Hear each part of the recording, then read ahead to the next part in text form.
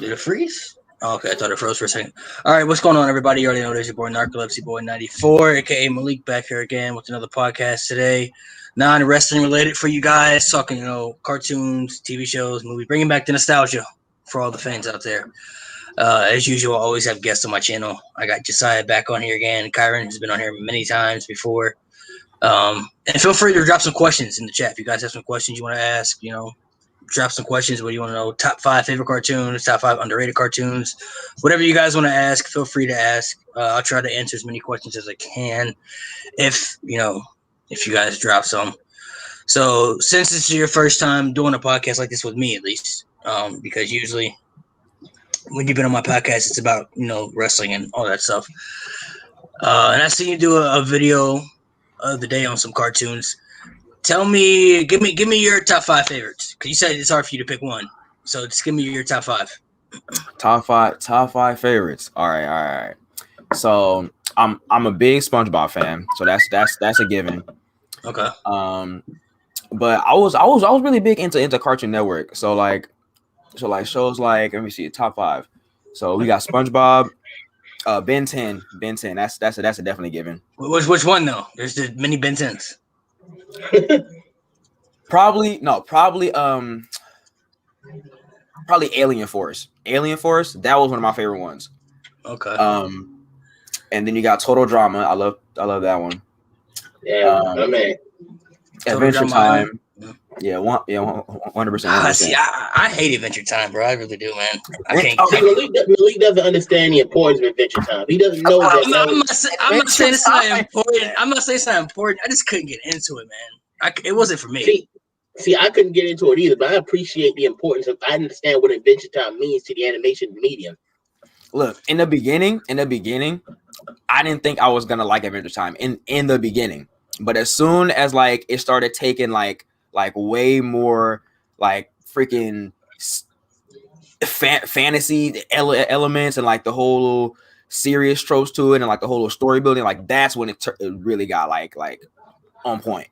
All right, what's your last one? So you got SpongeBob, Adventure Time, Total Drama Island, Ben 10. Wait, hold on. Which Total Drama season was your favorite? There's multiple. Total Drama season, my favorite. Probably it's a cross between the first one and All Stars. I love All Stars. I think All Stars is highly underrated. Look, All Stars was terrible. All Stars was one of my favorite ones, man. Hey, look. I can't get you that. The heroes and villains, though. Come on now. And then in the end, when freaking the whole island just got destroyed by freaking Mao. Come on now, son. For me, when it comes to if I'd say for me, action is probably my personal favorite because of who won. I mean, I put a lot of stock in action because Duncan won action. He's my favorite Total Drama character. I'll probably go Island because I think the original is still probably the best.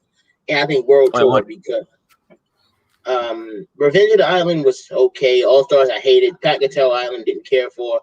And I haven't seen the Redonkulous Race.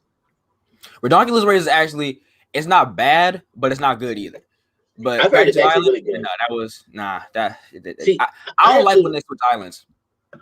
I absolutely hated All Stars. Like most Total Drama fans hated All Stars. Not one of them. I'm sorry, it was just way too many decisions I hated. It was just so I could just go on a list of things I didn't like about All Stars. But yeah, for me, the action is my personal favorite Total Drama season, mainly because Duncan won. I'm not gonna hide that fact.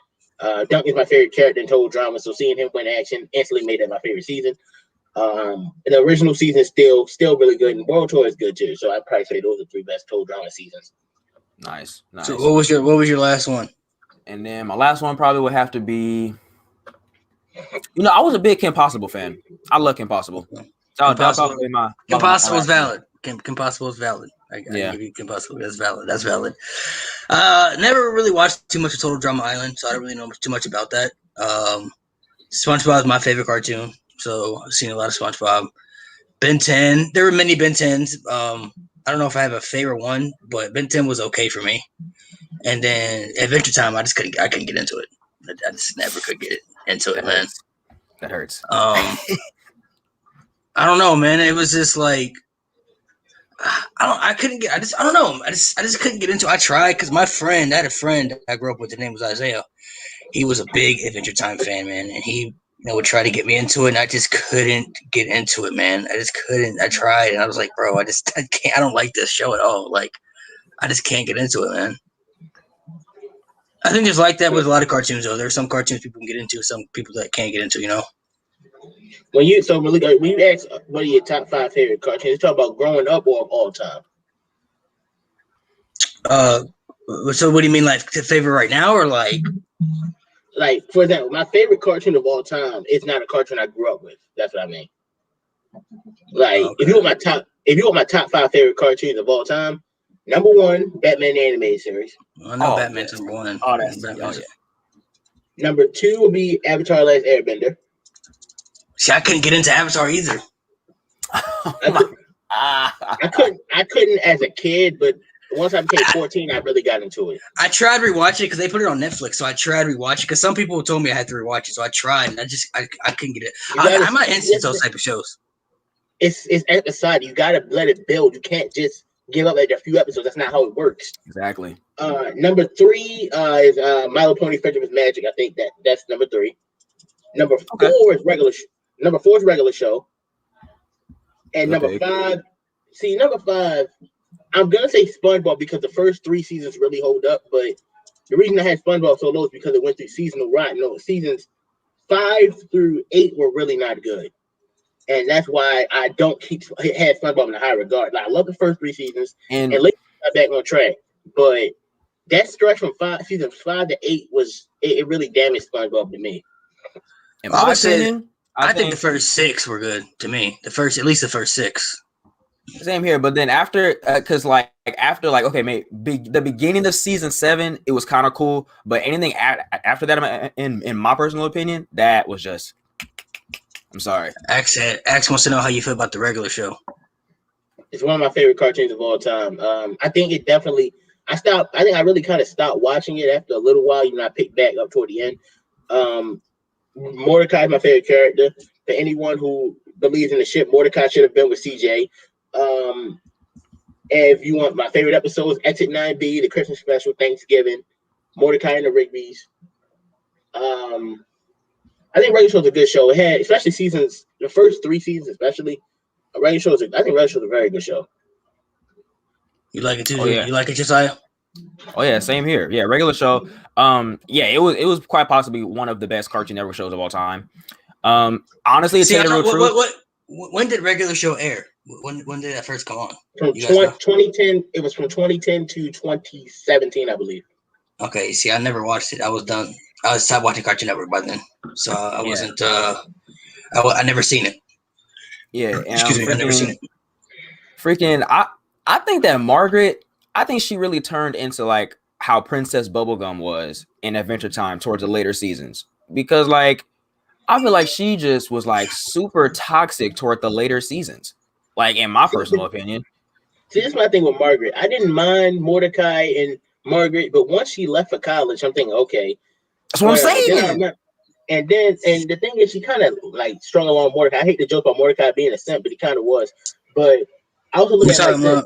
Are we talking about WWE Mordecai, or are we talking about regular show Mordecai? We're not bringing that crap into this. Because that character was good. Just want to say that it was a good character. So as I was saying, and I remember Mordecai had that one episode with CJ. Then something he was just a one-off. That's what everyone thought. And I remember leading up to the New Year's Kiss episode, they played a lot of Mordecai and Margaret episodes. I'm thinking, okay, Margaret's coming back, isn't she? And it was a legit shock and twist when they brought CJ back. And I remember like. After it was New Year's Kiss, then the Joshua episode. Then you're seeing a lot, and you're seeing Mordecai and CJ have much better chemistry than Mordecai and Margaret do. And when Mordecai actually got with CJ, you knew in the back of your mind they're gonna bring Margaret back eventually. And I felt like that just kind of messed everything up. I didn't like how they didn't even let Mordecai end up with either one of them. To me, he should have ended up with CJ because she just worked better with Mordecai. And I felt like Mordecai didn't really have to compromise himself to be with her. As when he was with Margaret, he wasn't the same person to me. Mm-hmm. Yeah, see, I don't know what y'all talking about at all. I have no idea what y'all was talking about. Next question, I'll answer another one question. Is Drake and Josh better than iCarly? Yes. Absolutely. Question. I love iCarly. Yeah. You know, Kyron's not a big fan of iCarly, but I am. I love iCarly. No. Don't lie. I like the first three and four seasons of iCarly. I enjoyed, but after the first half, the show kind of fell off to the point where the only funny characters on the show were Spencer, Gibby, and Tebow. So iCarly's second half really didn't do anything for me. Whereas Drake George, while the first season was iffy, it never went down again. Whereas iCarly started up okay, but then it just took a nosedive the second half. I'm gonna just say this right now. I don't think that Sam and Freddie should have ever dated. I'm gonna listen right now. I'm gonna listen right now. I don't think should have ever dated. Really. So you weren't a fan of that? I was not a fan of SETI. I was not a fan of that. No, it didn't bother. It didn't bother me. It didn't bother me. I didn't like though how like what bothered me though. I didn't like how like he had this big crush on Carly this entire time, and then all of a sudden he starts dating Sam. Then after when he started dating Sam, I believe did he start dating Sam after he got hit by that car, and then him and Carly had that little thing for the episode, or was that before? No. He always had a thing for Carly. Then he got hit by a truck, and then that's when I think your life happened. Right. And then that was the one time thing, and then they started dating after. The relationship, it didn't bother me as much. I just didn't. I don't know. I just felt. It just felt like I feel like if he was gonna have the thing for Carly at the end, he should always end up with the girl that he has the crush on. This is my thing. Is this Sam and Freddie did not work in a relationship because it was always toxic with those two as a relationship. Think about it. The first episode they got together, all they did was argue out the entire episode, and at the end, it's like, wait a minute. So they're friends at the end of the day, sure, but Sam has bullied Freddie for years.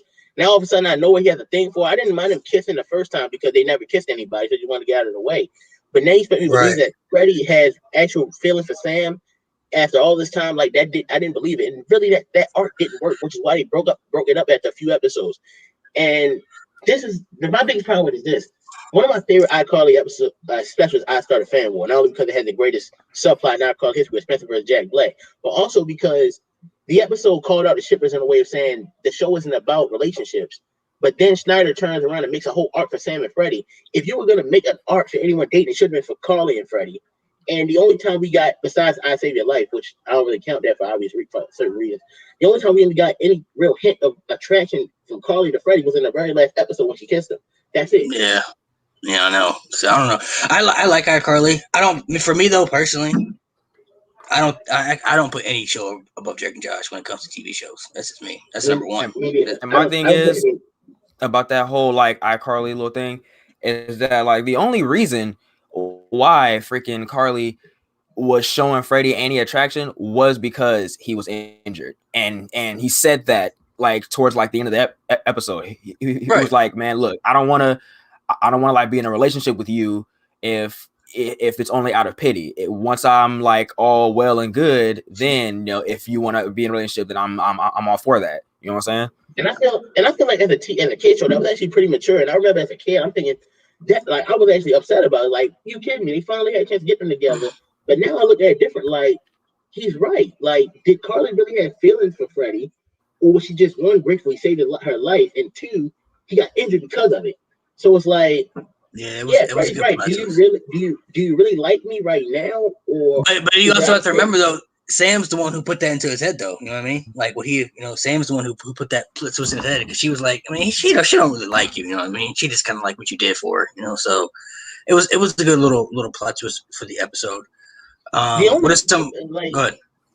Like I was gonna say, the only times like you felt Carly showed affection toward Freddie was one when they danced at the prom when both their dates were disasters. Two was when she got jealous when she found out Sam and Freddie kissed each other. And three was in the last episode when she kissed Freddie. That's it. Yeah. What are some of your other favorite Nickelodeon TV shows besides Shrek and Josh and iCarly? I mean, we already talked about those two. Oh yeah, Victoria is a definite given. Actually, I prefer Victoria. Zoe 101. Zoe 101 is a definite given. Zoe 101 is valid. Zoe 101 is valid for sure. Let me see what else. Freaking. That's number two. Keenan and Kel. 100%. Keenan and Kel. Keenan and Kel has one of the best theme songs of all time. I like 100%. So Drake and Josh is my number one for me. Mine too. Not kind of cartoons. I separate cartoons from TV shows. Yeah, not count cartoons. So Drake and Josh is my number one. Zoe 101 is 2 for me. iCarly is 3. Then Keenan and Kel is 4, and then 5 would be All That. That's my. Oh yeah, actually, you know what? 5 might have to be Nessie Classified. That was slept on. Y'all remember Y'all remember the Amanda Show?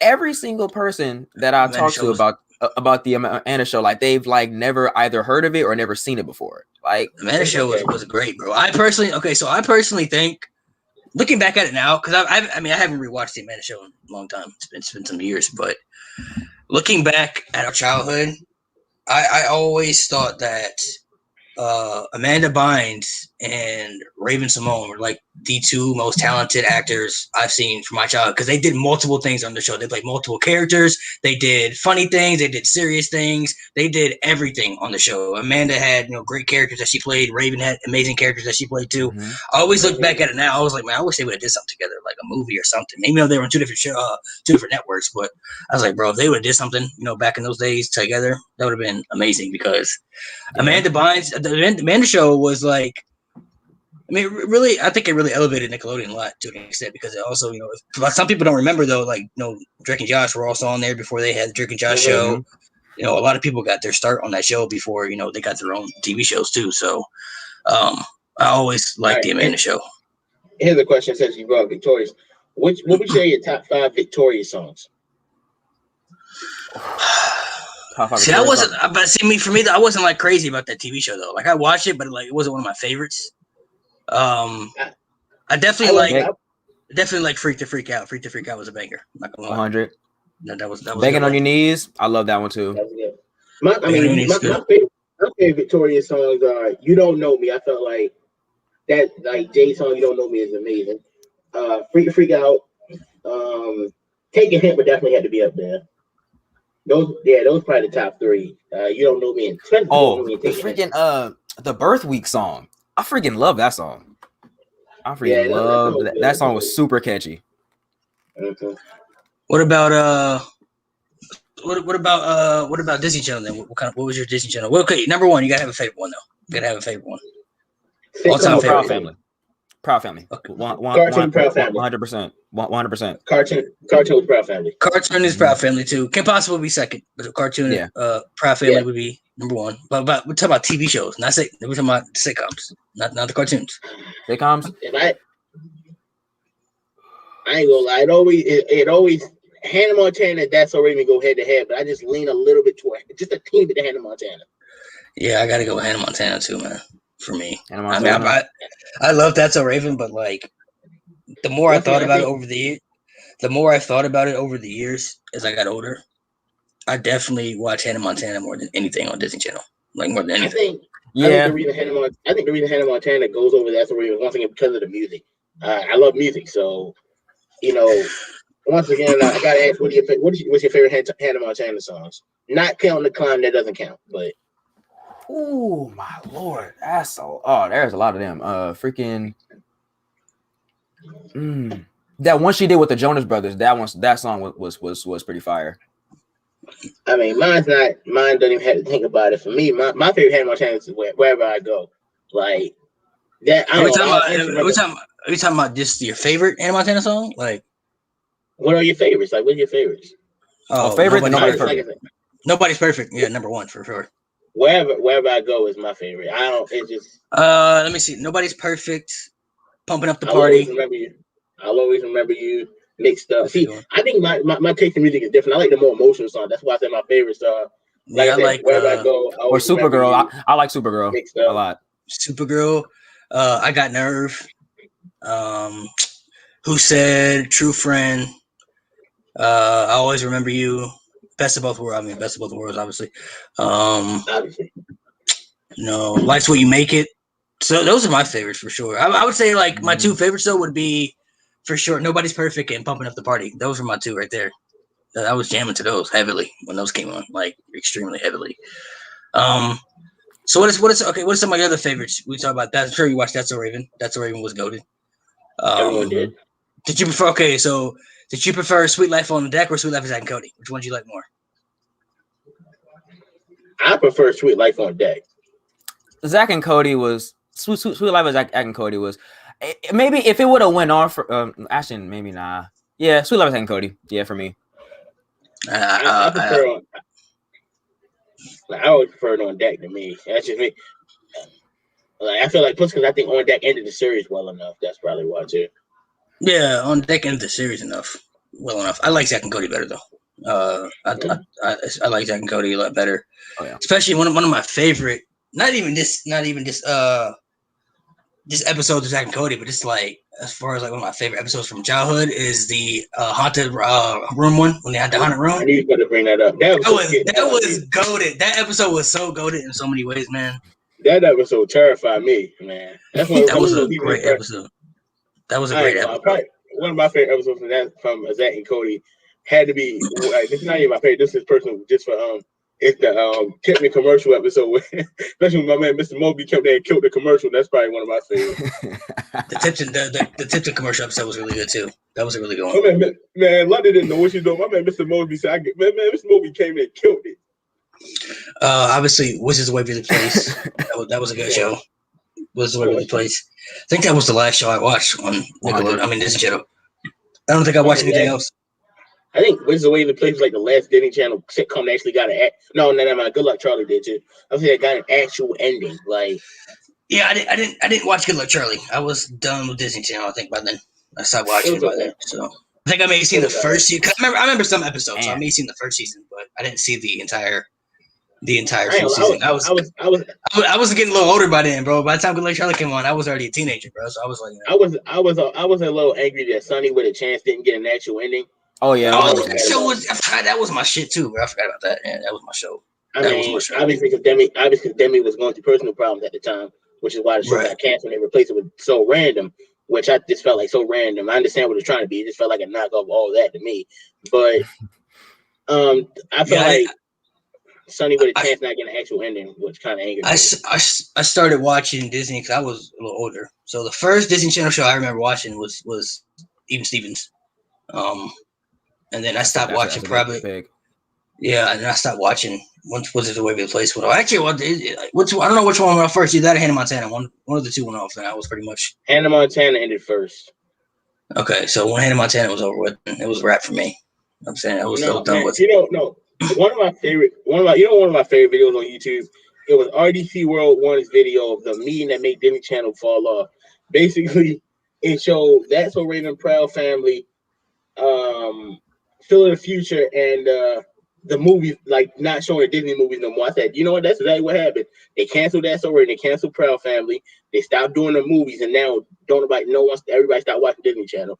I think when they stopped showing the movies, that's when I kind of was done with it. It's not the same, bro. It's never gonna be like it was when we were kids, bro. Like Disney Channel was a must.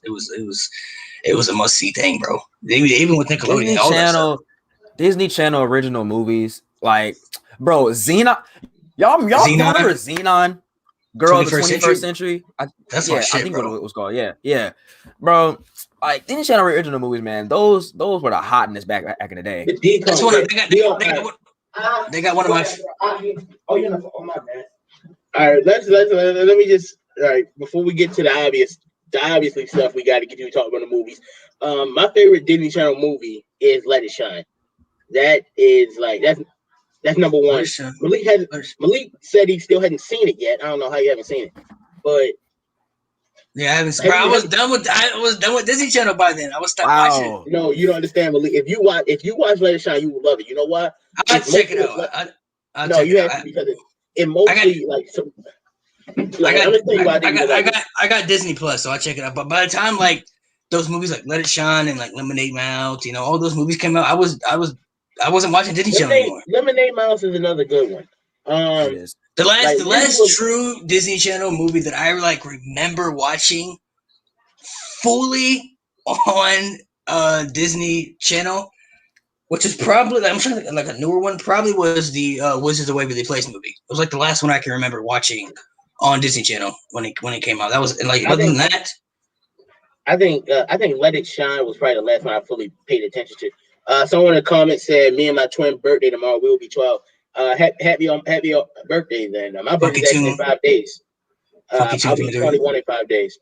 But For me, if I had to say, the reason I Right, told you so you like so you said number one is yours, Josiah. What's yours? You gotta have number one favorite Disney Channel movie. Favorite Disney Channel, number one favorite Disney Channel movie. Freaking it because there's a lot that was in the new age that was good too. Yeah, I haven't seen those. If I'm going all time though, the one that like I really freaking enjoyed a lot was the Cheetah Girls. I enjoyed Which one? Which one though? Which one? The first one or second one or third one? Probably the first one. I like which second one? Wait, which one did? No, yeah, the first one. First one. See, I like the second one. The second one was my favorite when they were in Barcelona. No, that was my favorite one because they had so many bangers on. They had so many bangers on that one. For me though, Xenon is a good one though. I like you mentioned that because they had one of my favorite Disney Channel songs ever, bro. Zoom zoom zoom. That was my shit. For me though, my favorite all time probably have to be Halloween Town, bro. I watched that every year consistently. Halloween Town consistently every year. All right, let's just get to it. We gotta bring up High School Musical because you have to. Well, that's number two. That's number two. That's number two. What would you say? What you got something to say, Josiah? I'm sorry, because like High School Musical, it's not a bad movie. It was just okay. So look, in high school, I'm talking about the whole franchise. The whole franchise. It was like I said, it's not a bad franchise, but it's just I like everybody was talking about it in high school, and like I've seen it pretty much every single day in high school, and it made me really hate it. But if I had to choose one that was actually good, maybe number two, but I don't know. I like all three movies for different reasons. The first one's good in its own right, but I've always thought the first was the weakest one. The second one is my personal favorite. That's actually my personal favorite. The third one probably holds the biggest spot for me because, mind you, I got into High School Musical 2-3 years ago, so I didn't get into it when it was airing. So when I really got into High School Musical, ironically, I was a freshman in college. So I watched High School Musical 3, and I'm like, you know what? Everything, especially Troy's song "Scream," which is a fucking banger. Everything Troy goes through in that song, I'm like, you know what? I felt that exact same feeling that I graduated high school. Like you don't know where you want to go with your life. Like you feel that. See, well, the first one's the best one to me because I watched it. I was watching them when they first came out. So this was 2006, I believe, when it came out. So I was like 8 or 9. But like I'm telling you, when the first one came out, it was a lot of buzz behind. We all was talking about it. Did you see that High School Musical movie on Disney? That was great. Like, bro, like it was a movie that a lot of people didn't think they would be into, and they really liked it. You know what I mean? Like people were really into it. It was pretty dope. If I like now, that's something you got to choose your favorite song from the series. I'm talking about all three movies is your favorite song from each of them. The first one, ooh.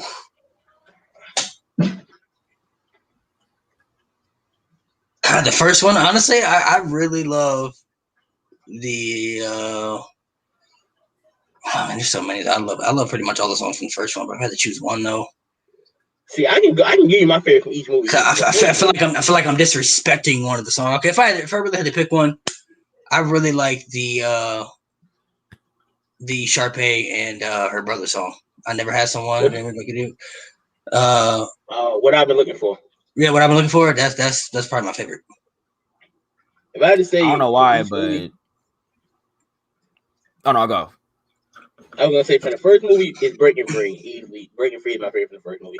For the second movie, Gotta Go My Own Way, which is my favorite song from the entire trilogy. And for the third movie, it's Scream. I don't know why, but like, go ahead. I don't know why, but like every time Sharpay sung a song, like it was catchy to me. I like any Sharpay song, in my personal opinion. Yeah, that's how I felt too. Like I don't know why, but like I don't. That's how I felt. Yeah, that's a tough one. I don't really care for Fabulous. I never cared for that one. Well, I said the second one, we bet on it for sure. Bet on it was hard. That don't be number 2 from the second one for me. Bet on it was hard. What was some of your other favorite Disney Channel movies? So I also liked somebody in the chat said Luck of the Irish. That was a good one too. Luck of the Irish was one of my favorites. Freddy's Cook-Off. Freddy's Cook-Off. Oh, bro, that was top 5. I like Twitches 1 and 2. Like around, I always watch those around Halloween time. I love both Twitches movies. I don't know which one I like more. Like I don't know which one I like more. They both solid movies. Oh, Smart House. Smart House was a good one. Smart House was a good one. Smart House, yeah, Smart House was valid. That was valid. Was Little Vampire? Was that Disney Channel original, or was it just Disney? Was that Disney Channel or just Disney? I don't remember. Well, if it was, Little Vampire was goated. Just know that. I think it was just Disney. I think, but I could be wrong about that. I think it was Disney, but Little Vampire. I know it used to come on Disney Channel, so that's why. But that's one of my favorites. Jump In, bro. That one. Oh, Jump In that's up there, bro. That's top 3 for me. That movie was so good. I freaking had one. Forgot the freaking Even Stevens movie. Oh, of course, Even Stevens movie for sure. I think Camp Rock's 1 and 2 were good too.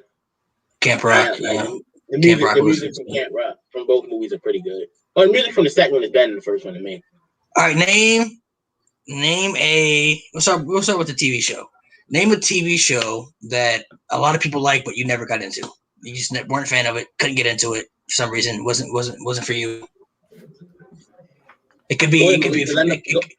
It could be from Disney. Whatever whatever comes to your mind. Like one that just really didn't. I don't want to say hit well for you, but just one that just wasn't. It wasn't personal favorite. One of your personal favorites. For me, it's Victorious. I couldn't get it. It was just like Victorious is whatever to me. I think Victorious is better than ICarly. Wow. Victorious was alright to me, but yeah, I could get behind that. Yeah. Damn, what's the show? What is a show that I didn't personally care for? Yeah, it's Fire Rain. Fire Rain said ICarly is the bomb. He knows the boom. ICarly fell off. The show. Damn, what is a show that I don't care for? Everyone else likes. Because I like a lot of shows, so it's like I don't know if like I don't really dislike a lot. Well, I do, but like I'm pretty sure like the ones that I don't like is universally disliked. So okay, just name some of the ones you don't like. Then just name some of the ones you don't like. Freaking Teen Titans Go. I hate that show of all. Everyone hates that. Come on, that show isn't good. That's what I'm saying. I apparently I don't like Clarence, but apparently a lot of people do. Wait, hold on. Before you continue, you want to know what my biggest problem with Teen Titans Go with? It's not necessarily the show itself. I mean, granted, the show isn't really that good. I feel it's unfunny. It's more the fact of how overplayed it was on Cartoon Network. And I think, and the thing is this: no matter how, even if it was a good show, if you play it that much, people are gonna get tired of it. Let me get a prime example. What I mean. Now, everyone knew the last episode of Red Show was gonna air in prime time on Cartoon Network that on one night, like 8 p.m. Now, any smart person would know, okay, this is the last episode of the regular show. Let's have a huge regular show marathon and build up to the finale. Instead, they showed Teen Titans Go all day, then show the regular show finale, and then that was it. Like, I forgot about the regular show finale. Luckily, my brother recorded it. But it's like, wait a minute. Cartoon Network didn't build up to it. Literally, they even had a day where they showed Teen Titans Go all day long to the point where they didn't even have enough episodes to show, and they had to show the same episode again. Like, even if you think it's a good show, and once again, you're tired of your opinion. If you like it. You can't ignore the fact that Cartoon Network overplayed and overexposed it. Personally, I feel like if I didn't like the original Teen Titans so much, I wouldn't hate it as much. Granted, I stopped watching it the first few episodes. I mean, you can't really. I think once you have an episode where 9 times most of the words in it is the word waffles and it's not funny at all. That was like the first episode. Yeah, see, I never. Okay, so for me, I never seen Teen Titans Go. The first Teen Titans original.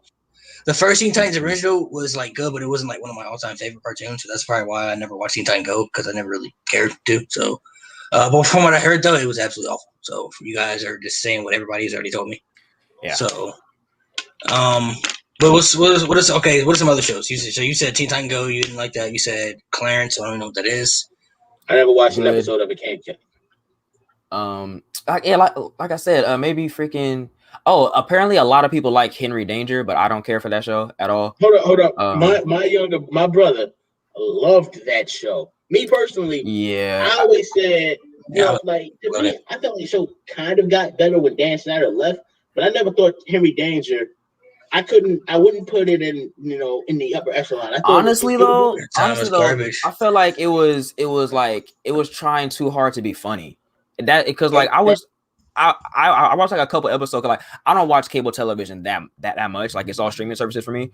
But like the time where I do like go in my living room and like watch cable, and like I catch an episode of Henry Danger, I just can't sit through it because like I feel like everything in the show is just forced. So Yeah, that's the main problem with it. Exactly. There's been a few times that I've actually sat down and watched it with my brother. Now, a few times I'll sit there with a straight face and not laugh one time. Like, now, it's a few times. Now, let me explain. Never once did Henry Danger make me laugh out loud. Like, it didn't get me like Drake and Josh may have got me. But a few times I may have like chuckled a little bit, but nothing like. I've never even too serious. I never even seen an episode. I was done. One thing I will give, I think Henry Danger is this. You said that the biggest problem was when it tried too hard to be funny. Now, I thought when it focused more on the hero aspect, it was more action orientated and that was more serious stuff. It wasn't that bad of a show to me. Yeah. Like when the show when comedy, I thought it was okay. Like I think there was one special where like I think freaking Henry Danger turned evil or something like that, and like he had turned on like the whole freaking where he had turned on Captain Man. I think that was pretty good. Like I caught that on TV. That was pretty good. But like the show as a whole is like I said, it just like for me, just like Teen Titans Go, it has a couple episodes that are like good, but like the series as a whole, it's just garbage to me. Okay, I'm gonna give you another show I didn't like, and Malik knows how I feel about it because it was a missed opportunity. I don't like Sam and Cat. Why don't I like Sam and Cat? Malik, I've told you this, and I've told my brother this. The reason I don't like Sam and Cat is because Jeanette and Ariana had no chemistry together. And everyone knows, because I've said it a billion times, the spinoff if you're gonna make a spinoff, it should have been with Kat and Jay from Victorious, because one, Liz and Ariana are best friends, so they have chemistry. And you see like the slap post with Jay and Kat, they're very well, they're really good. Like you made Sam and Cat the spinoff, and everyone knows it should have been Jay and Kat. And Sam and Cat, once again, that show didn't work to me because once again the characters just didn't mesh well together. Yeah, I never watched Sam and Cat. I like that. Yeah, I mean, okay. Look, the only reason why I watched most of the series was because it had Sam from iCarly and Kat from Victorious. That's like the only reason why I forced myself to watch it. But I wouldn't really put it as like a good show. That's why I wasn't really surprised when it got canceled, but because it just didn't hit the same.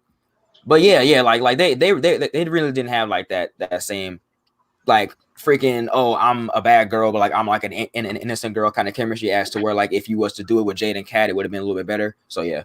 If they had done it with Jade and Kat, I think they would at least gotten 2 seasons out of it. Yeah, I never took time out to watch it. Like I said, I was probably done with Nickelodeon by then. So, but from what I heard, a lot of people said the same thing you guys are saying. Nothing else was really good about it, and the reason it got canceled because it wasn't good at all. I do. Some people in the chat said that somebody said, let me see, somebody Henry Danger in here. Somebody said Henry Danger was a good show. Henry Danger is fire. Somebody said my favorite cartoon of all time is Tom and Jerry. I think everybody loves Tom and Jerry. That's legendary. That's a classic. That's a legendary show. It's the show you think of when you think of slapstick. It's Tom and Jerry's first thing you think of when you think of slapstick. Oh yeah. And Tom and Jerry that's legendary. I mean, I've never talked to one person who didn't like that show. So, so what about some cartoons you say that you didn't like? I mean, once again, any cartoon I didn't like. You said Teen Titans Go, so that's one of them. So that's one of them. Here's the thing: if I gave a cartoon I didn't like, it's a cartoon most people don't like. So obviously you're gonna hear things like Breadwinners, Fanboy and Chum Chum, freaking Sanjay and Craig. Those shows that no one liked. So Fanboy and Chum Chum, I forgot about that show. That's what I'm saying. That's what I'm saying. Like a lot of the shows that I hate, I feel like it's universally hated. So you know what I'm saying. So and if you want to go off when shows I love went through seasonal ride, I don't like seasons 5, half of SpongeBob, but the first 3 seasons, the last few seasons of SpongeBob have been very good. So I can't say I don't like SpongeBob. Fairly Odd Parents, same thing. The See, first few seasons are good, but the show ended terribly. Somebody said I ain't gonna lie. I didn't dislike Fanboy Chum Chum. I mean, if it was for you, it was either. for you. I mean, like it wasn't like look, it wasn't a good show, but like the show like was funny because it was stupid. Fanboy and Chum Chum, bro. Honestly, that's how I felt about because there were TV shows that are so stupid that are so good to you. So to me, you remember that show on Nickelodeon called Mr. Meaty? That show was so dumb. Oh yeah. No, please don't bring that show. That show was so dumb, but it was so good, bro. I caught that literally every day on Nicktoons. It used to air on Bro, Nicktoons all that the time. That show made it literally was maybe a 2-minute show, and it was so stupid. But I watched every. Because the puppets were so weird. Like they were so weirdly designed. The puppets creeped me out as a kid. I'm not gonna lie. Oh, bro, that show. Creeped me out. That show. Wait, and then the freaking owner of Mr. Meaty was like a zombified blue freaking puppet. Like what? Who the freak? Like I didn't watch. I also liked. There was another. Okay, so this is maybe a forgotten one too. Maybe have to refresh your memory. There's another show on Nickelodeon. It was called Cat Scratch. I used to love that show too, man. Cat Scratch was one of my favorites. That was a good show. I remember that show. I remember hearing about that show, but I don't remember seeing it. I remember hearing it, but I don't remember seeing it though. They canceled it. I don't know why they canceled it, but it had like 3 seasons. But it was a good show though. I used to like it. Scratch is a really good show.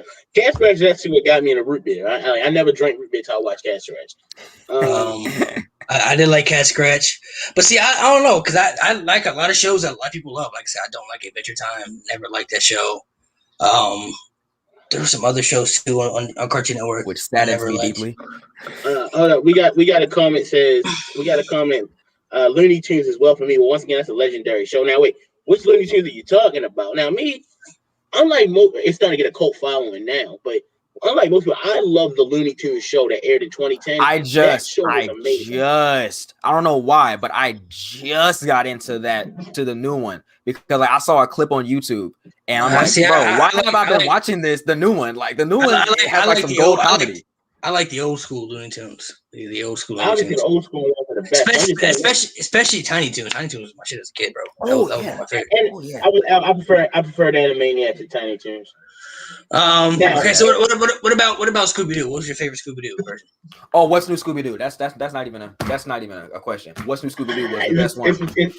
It's between what's new Scooby-Doo and the original. And a pup named Scooby-Doo. That's an underrated one. Pup named Scooby-Doo was good. Scooby-Doo, Where Are You? That was a good one too, though. Scooby-Doo, Where Are You was good. Scooby-Doo, Where Are You is a classic, though. I would say What's in Scooby-Doo. I would say What's in Scooby-Doo, though, too. And Mystery Incorporated was a really good one, too. Mystery Incorporated was good, but I felt like it was a little too dark at times. That's the only problem I had with it. Like, it wasn't as funny as the other ones, but I still think Mystery Incorporated was good. This was a go-to show. This was a go-to show, too. Somebody said, remember Chalk Zone? Chalk Zone was my shit. That was my show. That was good. I like Chalk Zone was a good show. Snap. Chalk Zone was, I don't remember how many seasons that came on, but I did like Chalk Zone. Oh, I also used to watch another show on Nickelodeon, too. It was called Teenage Robot. My Life Teenage Robot. That's one of my favorite ones. That was my theme song was hidden. Yeah. Oh, for sure. That theme song was lit. I know that theme song by heart. Somebody said, "I love Danny Phantom." See, that's another cartoon I didn't get into. I didn't like Danny Phantom, bro. I feel like the last season of Danny Phantom really left a sour taste in a lot of people's mouths. That's why. But I do like Danny Phantom. Dwayne Collier. Who's your favorite Scooby-Doo character? Shaggy, for sure. I was always a big Scooby fan. I don't know why. I was always a big Scooby fan. So it all depends on what I'm. It depends on what you're asking.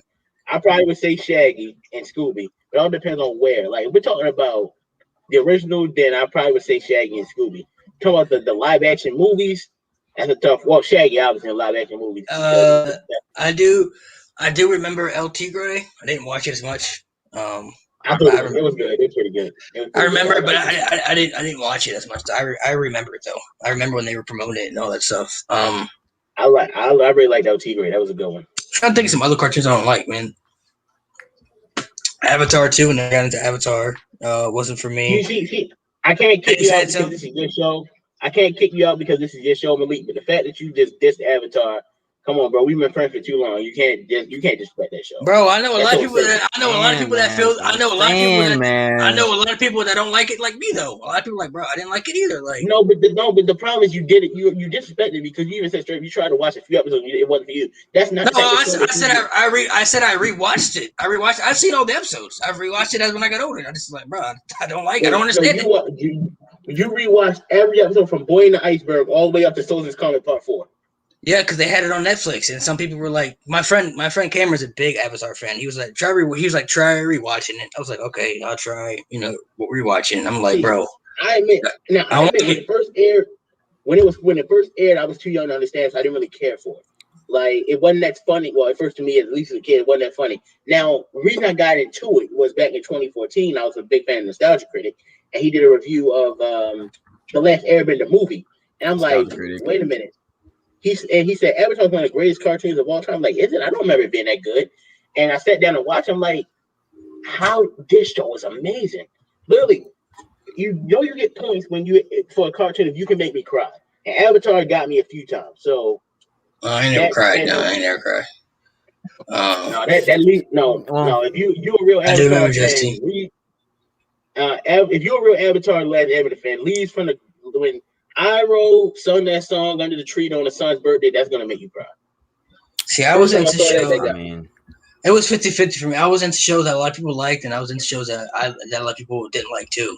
I was like, I said, I loved like one of my favorite cartoons of all time. SpongeBob's my favorite, but my second favorite is Codename Kids Next Door. That was my second favorite cartoon ever. Like that was like I idolized that show, bro. I wanted to be like number one so bad. I wanted to be just like endless bloodbender episode when Azula shot Aang with lightning.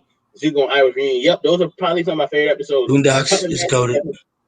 Boondocks is goated. Puppet Master is a great episode. Crossroads of Destiny is a good episode. Sozin's Comet, the last 4 parts. Day of Black Sun.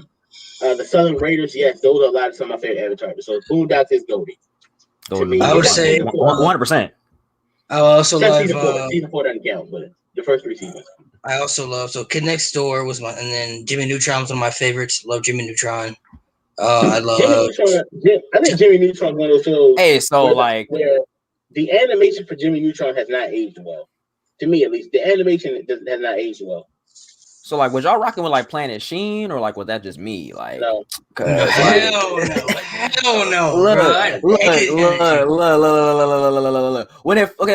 When it first aired, I didn't like it, but when I rewatched it on Hulu, I was like, I mean, it could have been better, but it's not the best, but it could have been better.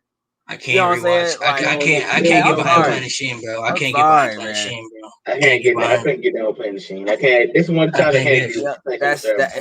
Well, I love that's one that I like, but nobody else likes. The shows that I was into was mostly like those shows, Johnny Bravo, Samurai Jack. Samurai Jack was one. Oh yeah, that show was noted. And then Eddie, you know what I'm saying? Like those are the shows that I was like really, really heavily into, and obviously Tom and Jerry and all those stuff too.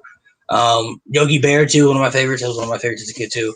But like those other shows, I don't know, bro. Like some of those shows just weren't for me, bro. Same with like anime. So like my friend's big into anime, but I can't get into it, bro. Like I don't understand it. Like I don't get it. Like he tried to put me on to some stuff, and like the only one I can say that I ever really watched that I kind of like was Yu-Gi-Oh.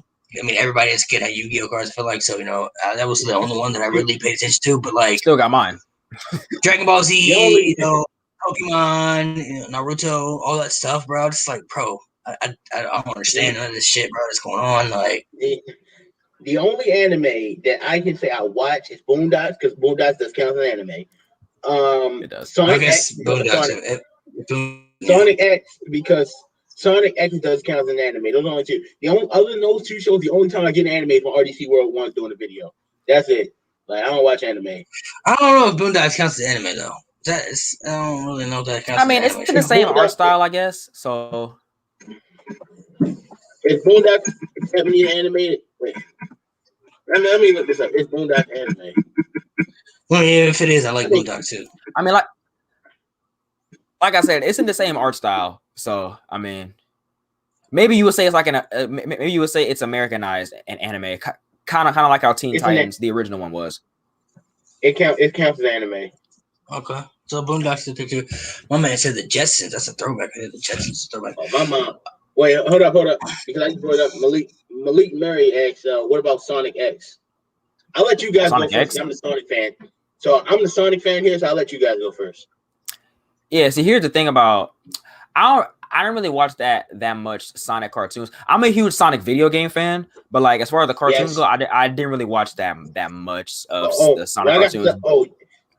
I got stuff to ask you about the Sonic games later. Then, Malik, you probably didn't watch Sonic X at all. No, I'm more into the games. If you want me to give my opinion on Sonic X, I feel this is when I first really the Japanese dub is better. I feel like some of my favorite episodes of the show, and I'm probably going to be using both the Japanese and American titles because I can't decide. My favorite episode is episode 52, Memories of the Wind or A New Start. That moment between Sonic and Amy, I really love. The episode when Chaos go into space is completely hilarious. The episode when Shadow literally destroyed everyone just trying to kill Tails' girlfriend was a good episode. And the last 3-4 episodes are pretty good. Now, you said you're a fan of Sonic games. What are some of your favorite Sonic games? I got to ask you that. Oh man, freaking Sonic Colors is a given. I love that game. It's number one on my list. And apparently, I think that's everybody's number one. And apparently, I got a lot of like hate because like I like this game, but apparently like not a lot of people like this game. But I like Sonic Forces. I don't know why, but I like Sonic Forces, but a lot of people don't like Sonic Forces. No, I can't. I don't like Forces. No, let me. I don't hate. There's only one Sonic game I played that I hate. And that's Sonic and Secret Rings. I hate that. I hate that game with everything inside of it. Sonic and the Black Knight though. I prefer that one though. But okay, but continue. I didn't like Black Knight either, but I'll play that before I play Secret Rings any day because Secret Rings game I had Black Knight was more bland. That's probably the same. Like that's probably my same problem with Forces. Forces, especially because it was the 25th anniversary game. Like it kind of a disappointment to me, especially because I'm more of a fan of 3D Sonic, 2D Sonic anyway. So maybe it was so good and Forces was a disappointment. And the fact that this is the 30th anniversary, we have no game announcements yet, no trailers, nothing. The thing that I like about Sonic Forces though, is that like it's a different Sonic game that we're used to. You know what I'm saying? Like because like if you say like like if you were to ask somebody what's like how would you describe a Sonic setting? You would probably say like, futuristic, all colorful, but in Sonic Forces, the whole setting is like, it's dark, apocalyptic, and it actually has like the villains doing damage, and it shows the villains doing damage to the entire world. So like you're in that setting. And also with Infinite, it's like that was probably one of the only Sonic villains, in my personal opinion, that's probably one of the only Sonic villains where I'm like, he could probably beat Sonic. Like he was a big threat. You know what I'm saying? So like I said, it was different. See, here's my thing with Forces. First of all, I do enjoy it like that saying, but probably the level design was just left a lot to be desired. Every time you felt like the level was about to pick up and end it. Now with Infinite, I feel like I didn't hate Infinite, but to me he was like this. Once, especially when you play Project Shadow and see how fast Shadow beat him. It's like he couldn't beat Sonic without the Phantom Ruby. I personally feel like Mephiles was a better villain. That's one of the only people who actually doesn't hate Sonic 06. But for me, if you ask me my favorite Sonic games, Colors Generation Unleashed, Sonic 2, 3, and Knuckles, Mania, Adventure. I'll probably throw 06 in there because I know a lot of fans hate it, but I don't. Those are probably my 8 favorite games. I know a lot of people are going to be mad that I didn't put Sonic Adventure 2 on that list, but I feel like Sonic Adventure 2 is one of the most overrated games. I feel like I know a lot of Sonic fans are going to hate you for saying that, but I didn't care much for Adventure 2. I prefer Adventure. My problem with Adventure 2 was outside of Sonic and Shadow levels and one Eggman level, which was Cosmic War, which is amazing. None of the game has nothing else for it. The treasure hunting levels with Knuckles and Rouge are terrible. Security Hall pissed me off because I only got 5 minutes. And Mad Space and Meteor took me about 40 minutes apiece. And the Tales of Eggman's levels, minus Cosmic Wall, weren't anything to write home about. Now, the music is good, but I think Sonic Adventure 2 is kind of overrated. All right, so what about Josiah? Let me ask you real quick. Let's see what your taste is right here. So we were talking about top 5 earlier. Give me your top 5 favorite Disney movies of all time. Your top 5 favorite Disney movies of all time. No order. Just your top 5 favorites. Top 5 favorite Disney movies of all time. Okay, so Cheetah Girls is a given. No, I'm talking about like I'm talking about just like actual Disney movies. Like actual Disney movies. Oh, you're talking about Disney? Oh, you're not talking about Disney original movie? Okay. No. Okay. See, top 5 Disney movies of all time. Okay, well, Ratatouille is my number 1 of all time. All time. I love that movie to death. Okay. The Incredibles. I love The Incredibles. Let me see what else. Dang, it's hard. Why am I drawing a blank? The Incredibles, Ratatouille, Cars is another good one. What else? I love Moana. And I guess number 5 probably would be crap. Why am I drawing a blank? Well, those are my top 4. Is Moana, Incredibles, Ratatouille, and Cars. Those are my top 4. Okay, well, Malik, you know what my favorite Disney film is Mary Poppins. That's number 1. If I'm counting Pixar, I'll probably say Mary Poppins, Frozen, Incredibles, Ratatouille. Oh, I'm sorry. No, let me scratch that. Mary Poppins, Frozen, Aladdin, Incredibles, and Toy Story 2 are probably, if I'm counting Pixar in that. See, I gotta separate Pixar from Disney. So if I'm counting Pixar, Toy Story 1 and 2 will be on there. Monster Inc. Love Monster Inc., bro. One of my favorites. Incredibles and Ratatouille for sure. Those have to be my 5. Now, if you had to give your favorite Disney films, we know what no one is, so I know what your favorite Disney movie is. I know what your number 2 is. So separate. Okay, just so separate Disney from Pixar. So give your top 5 favorite Pixars, and then your top 5 Disneys, and then we can do DreamWorks after. So we'll go in order. Top 5 Pixar. I'll have to say, of course, Ratatouille is number 1. Incredibles, Finding Nemo, 100%. Oh Cars, shit! Okay, you know what? I gotta redo mine. And let's see, for my last one, I probably say I like Toy Story 2 a lot. Toy Story 2 is my favorite. If I take Pixar, number 1 is Incredibles, number 2 is Incredibles, Toy Story 2, Ratatouille, Inside Out, and Incredibles 2. Those are my 5 favorite Pixar films. Now I'm just saying Disney, Mary Poppins, Frozen, Aladdin. Damn. After those 3 is kind of tough. I would say Lion King, even though I'm not as big a fan as Malik is. And number 5, I would probably say Beauty and the Beast. Those are probably my favorite Disney films. Pixar, I have to redo my Pixar list. I have to redo it because I forgot about Finding Nemo. Ooh. So Toy Story 1 and 2 for me. Monsters Inc. And so number 1 is Toy Story. 2 is Monsters Inc. I love Monsters Inc. That's number 2 to me. Incredibles, Toy Story 2, and I gotta say Finding Nemo. I gotta kick out Ratatouille. I gotta put Finding Nemo in there for me. I don't think Finding Nemo is a better movie than Ratatouille. Finding Nemo is same here, man. It's goated, bro. That's up there for me. Like I said, yeah, Finding Nemo's goated, but like I love Ratatouille, but if I had to pick between the 2, I gotta go with Finding Nemo. I think if you ask me, obviously, I think Ratatouille is damn near a perfect movie. But if you want someone who can explain it better than I can, if you have a whole hour to spare, go watch Shay Frillis's video on why Ratatouille is Pixar's magnum opus. But Ratatouille is great though. It's a phenomenal movie. I have the DVD. I bought the DVD when it came out, so I still have it. So Ratatouille is great. All right, Josiah. So what's your top 5 favorite Disney movies? Not top 5 favorite Disney movies. Top 5 favorite Disney movies. Well, I love Moana. Fantasia. That's one of my favorite movies of we talking about a classic right there. Which one though? Which one? The old school one or 2000? The first one, Malik. Come on now. To me, yeah, the first one, yeah. Okay. See what else? Cause like here's the thing about Disney movies. Like I'm more into Disney Pixar as opposed to like just regular Disney. You know what I'm saying? So Fantasia, yeah. Moana, yeah. Frozen was a good one. Fantasia was a good one.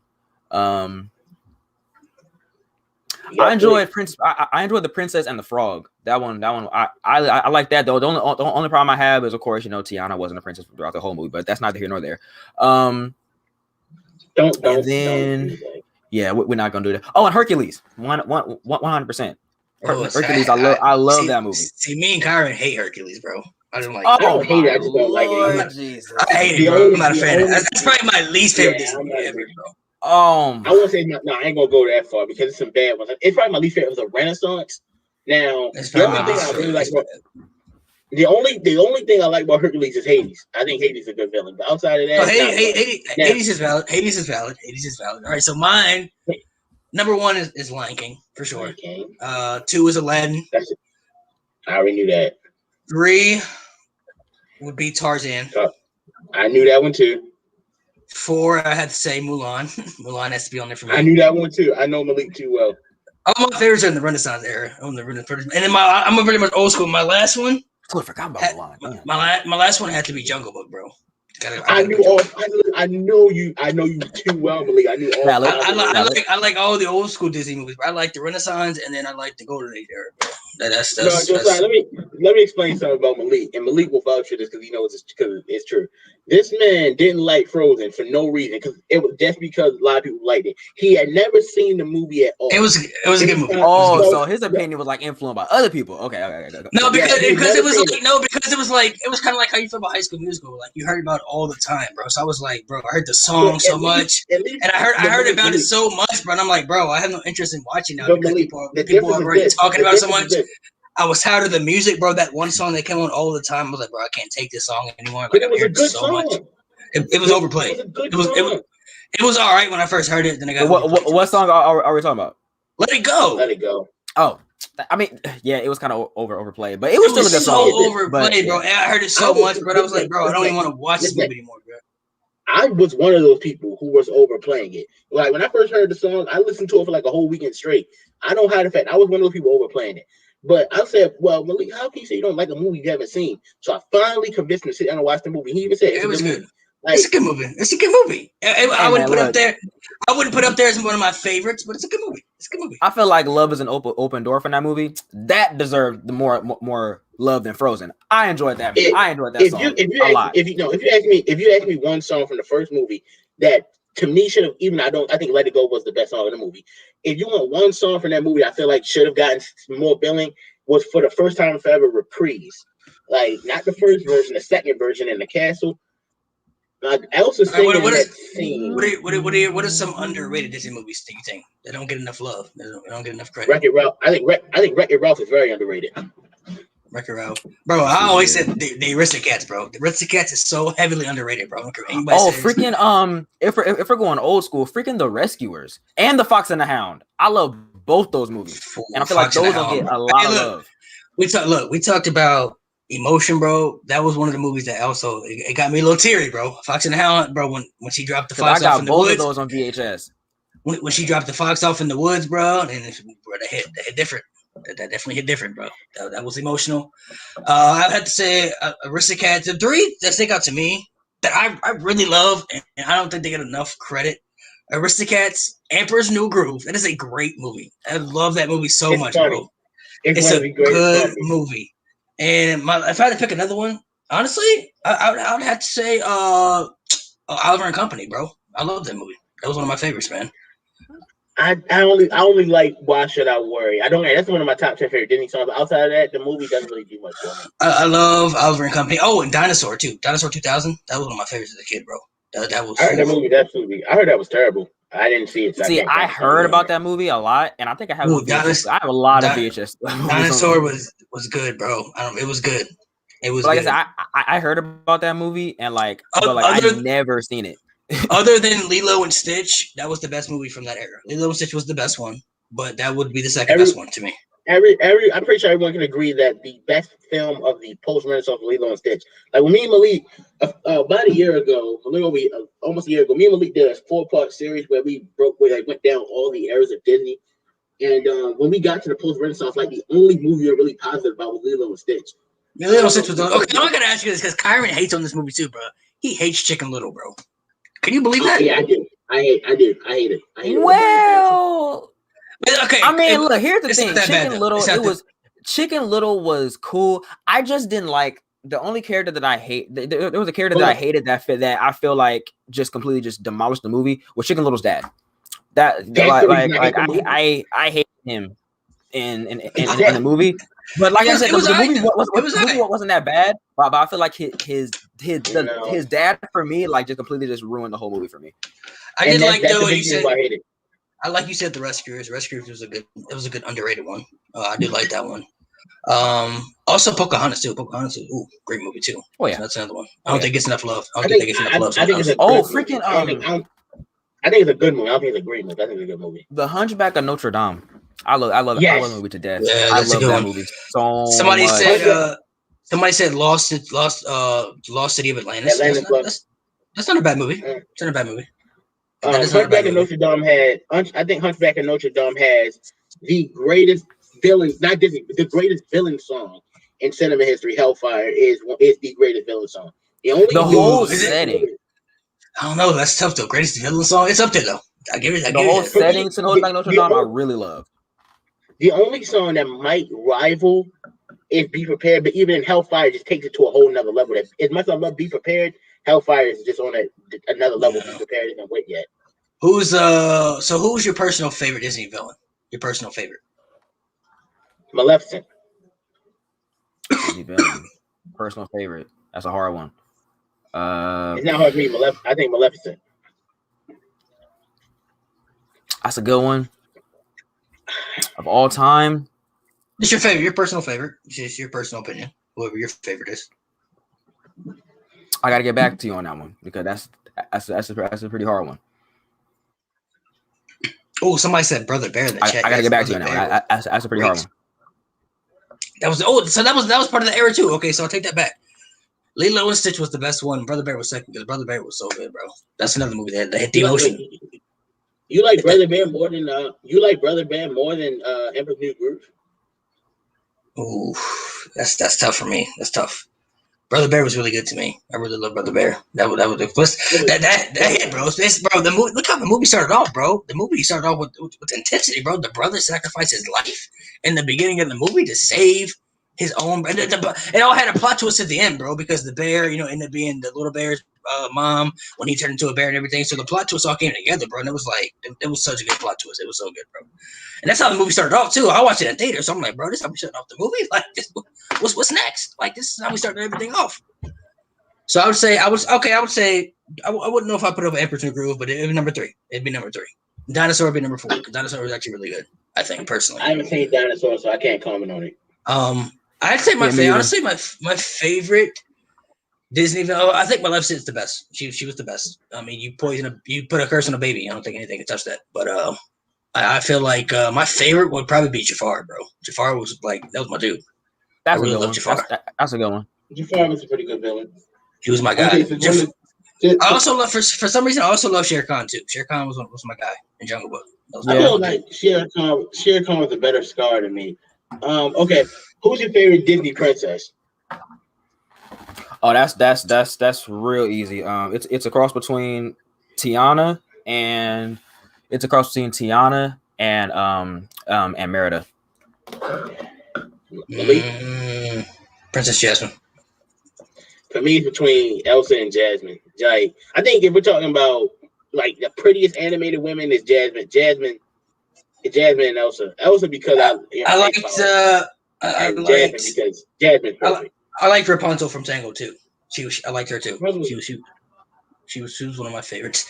So those I'm glad you brought Rapunzel up. I'm glad you brought that movie up because now that you think about it, my favorite Disney villain, Mother Gothel.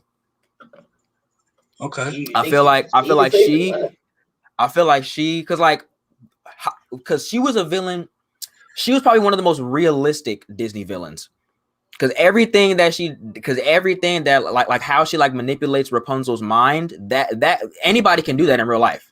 You know, right, yeah. So I feel like she was like one of the most realistic ones. That's why I liked her. That's a good point. I I do like those ones too. Oh, I've Cruella de Vil, one of my favorite Disney villains too. I can't forget about that. Cruella de Vil. I think Lady Tremaine from Cinderella has to be up there. I think you brought up how Mother Gothel, how she was head. Bro. Lady Tremaine, ruthless. Lady Tremaine did that better to me. Yeah, one of the most. Bro, you talking about ruthless? Wise? She's top 3. Her ruthlessness. She didn't care, bro. She didn't care about nothing. You talk about abuse. I think what Mother Gothel did to Rapunzel was messed up, but I think what Lady Tremaine did to Cinderella was worse. Oh, they trapped her in the house. Yeah, bro. She was ruthless, bro. She was so ruthless. So I would say Lady Tremaine. That's a good mention. Lady Tremaine's definitely up there. Cruella de Vil. I also love Cruella de Vil. I didn't mention that. Cruella de Vil, loved her. She was a good. I don't know, because I got sympathy for animals. I got soft spot for animals, bro. So the fact that you can't forget Scar. You can't forget Scar. I mean, Scar is on brother. Yeah, I think Scar in the first. I think my problem with Scar is Scar in the first half is really good, but the second half of the movie, Scar was kind of weak in the second half of the movie. That's probably why. He was just as ruthless in the second half. No, think about it, Malik. Think of it this way. Okay, everything Scar did from the beginning of the movie to the point when the hyenas chased Simba was perfect. What did he really do after that really made him a good villain?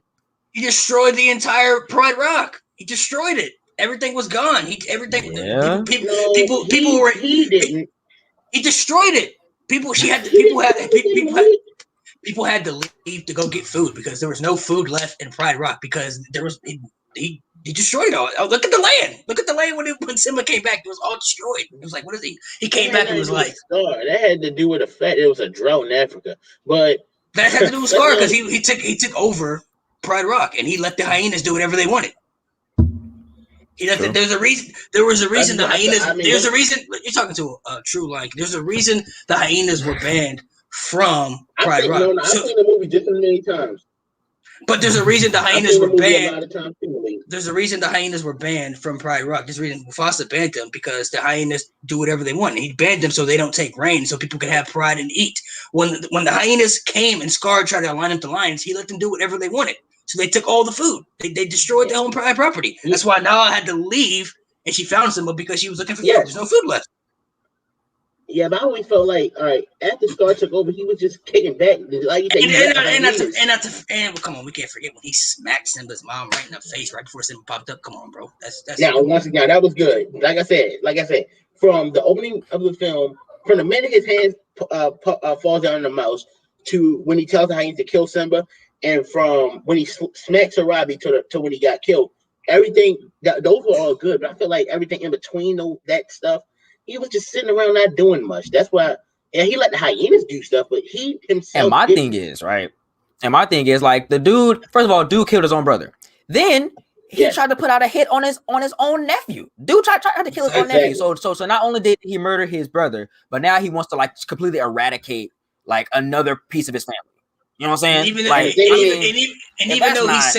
Even though he sat back in the doomsday, the hyenas were a part of him. So the hyenas just did whatever they wanted. He didn't tell them. He didn't have no control over them. He didn't say, don't do this or do that. You just do whatever you want. And always remember this: as far as Scar knew, Simba was dead. He didn't know the hyenas didn't kill Simba. He always assumed they. Okay, so hold on. This is a big myth. I've seen videos on this now, recently. Do you think when Scar was playing with that skull, that was Mufasa's head? When he's singing the song and he's singing the Zazu and he has the skull on his head. Some people were saying that he fed Mufasa to the hyenas and that was Mufasa's remains right there. That's the big myth going on. I never thought that was Mufasa. That's more like a gazelle's skeleton. Yeah, it was too small to be. I feel like it was too small to be a lion skull. That's what I thought too. That's what I thought. I was like, it looks like more like a deer, like a gazelle. You know what I mean? Something like that's not related to.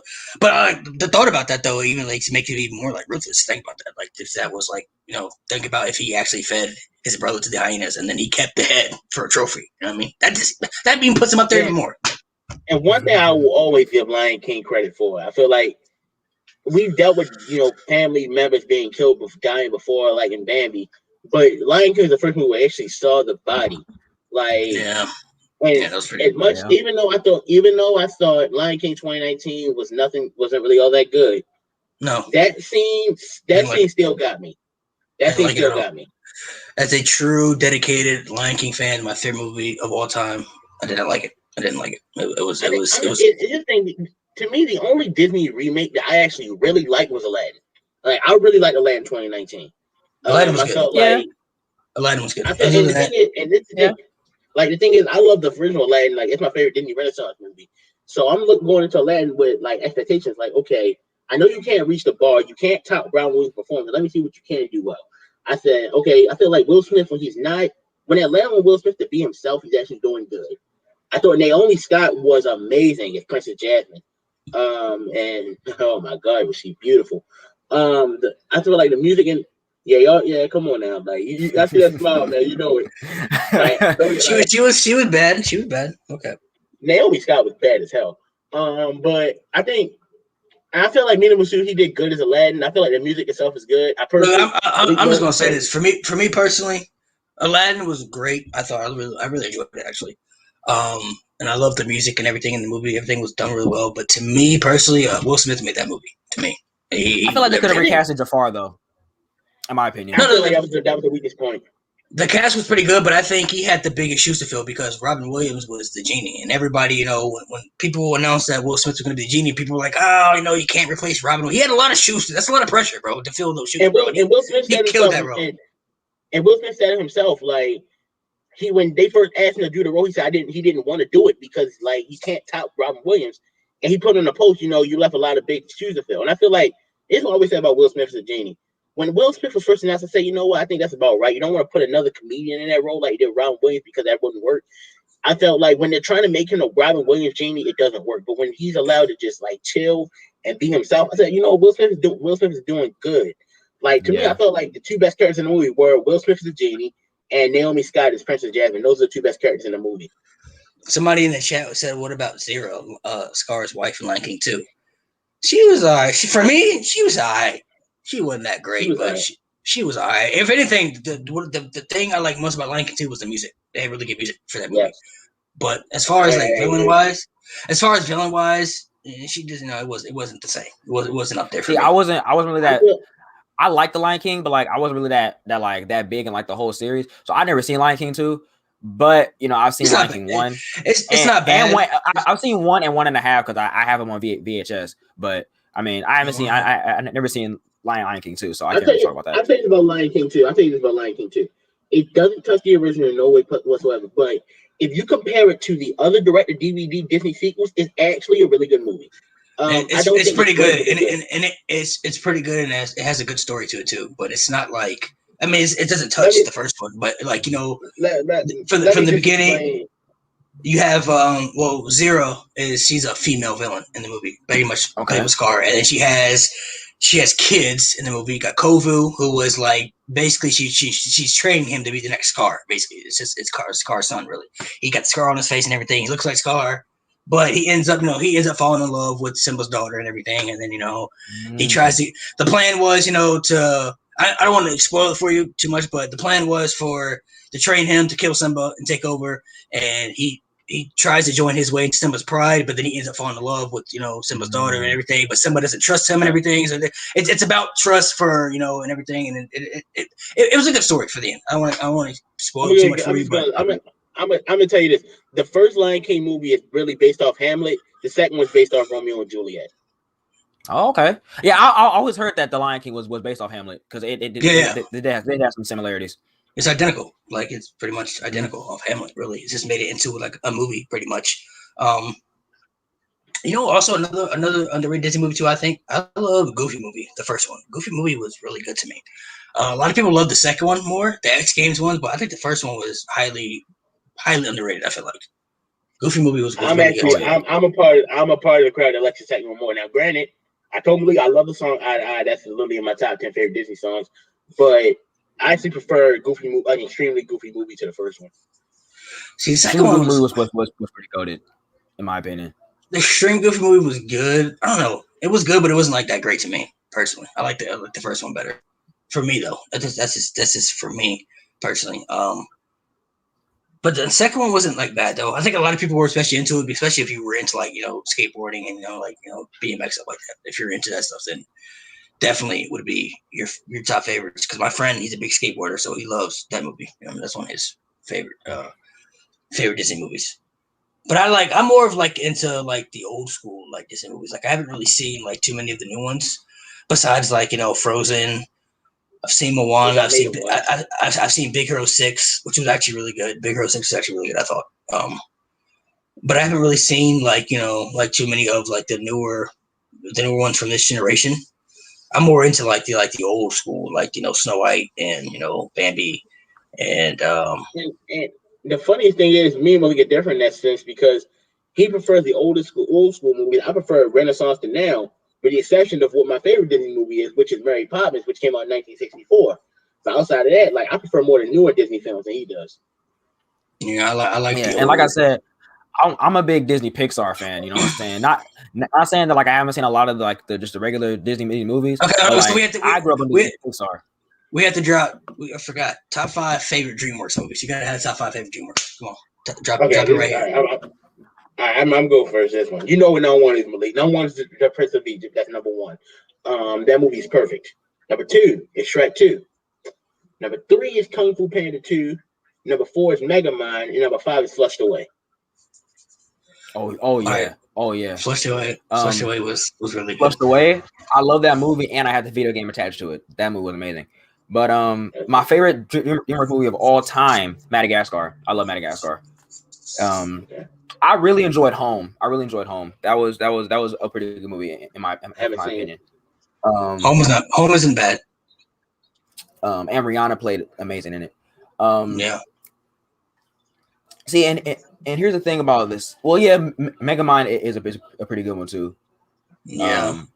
Up's a great. Like I said, I haven't really. It's Pixar. And in my personal opinion, Shrek the Third. I like Shrek. Thank you, bro. I love Shrek the Third. Bro, I've been on this podcast for years. Shrek the Third is good, bro. Now, of course, like the first one can't be topped. The second one, in my opinion, though, it was cool. But I like Shrek the Third. Shrek the Third is so underrated, bro. But I haven't watched that many DreamWorks movies, so I don't have like a top 5 list. But the ones that I really enjoyed, the ones that I'm happy somebody finally said that, bro, because I've been saying that for once again. You could just look at Shay Phillips' review of Shrek the Third. There's only one scene from Shrek the Third that is good. That's the scene between Shrek the whole movie is good. It's a good movie, bro. The worst one is number 4, bro. Number 4 is terrible, bro. Actually, I think the fourth one is the second best one. Oh yeah. Yes, it's terrible. I think Forever After though. Yeah, I have to agree. It is a pretty good one. I don't know about second best, but it is a pretty good one though. Because I like how different it was. Hold on, you said that was the second best one?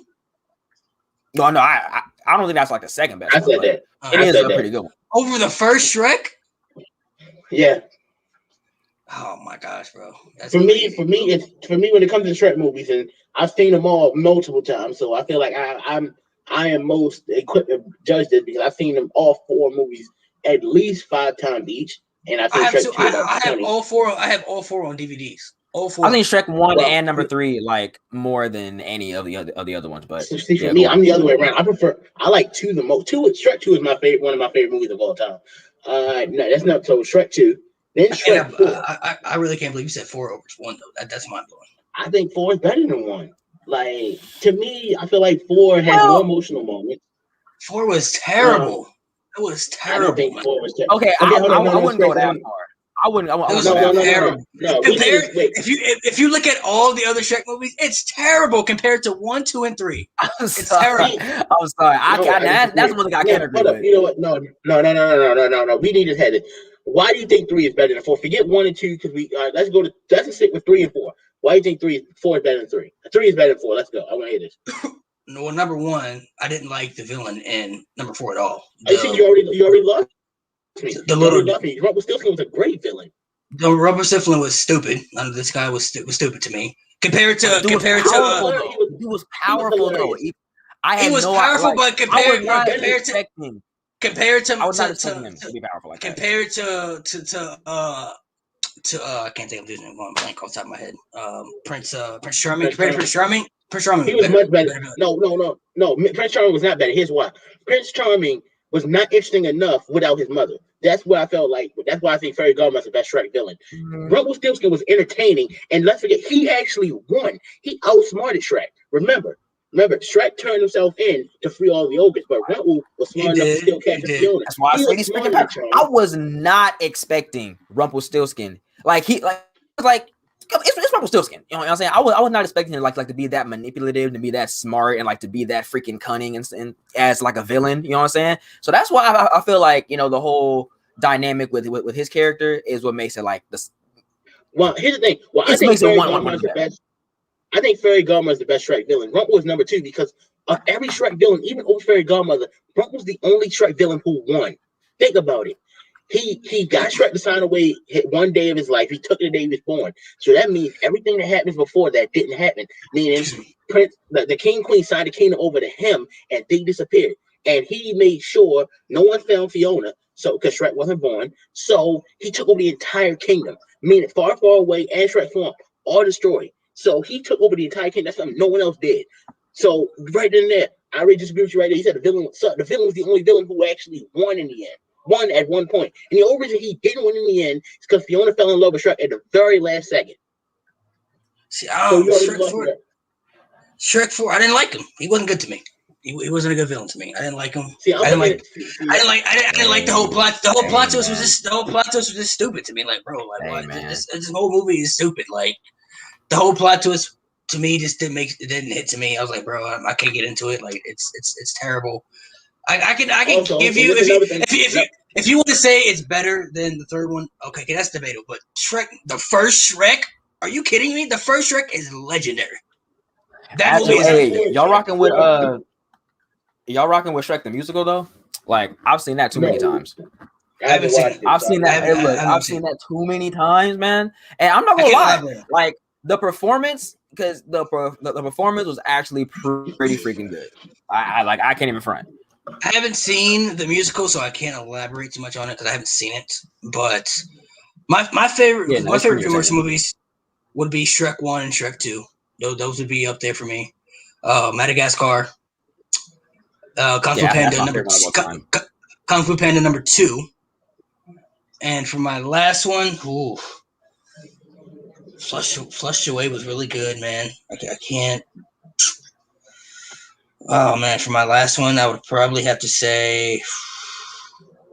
You know, one thing I admire about Flushed Away is that the entire film takes place under and basically in a sewer. Yet there's barely any toilet humor.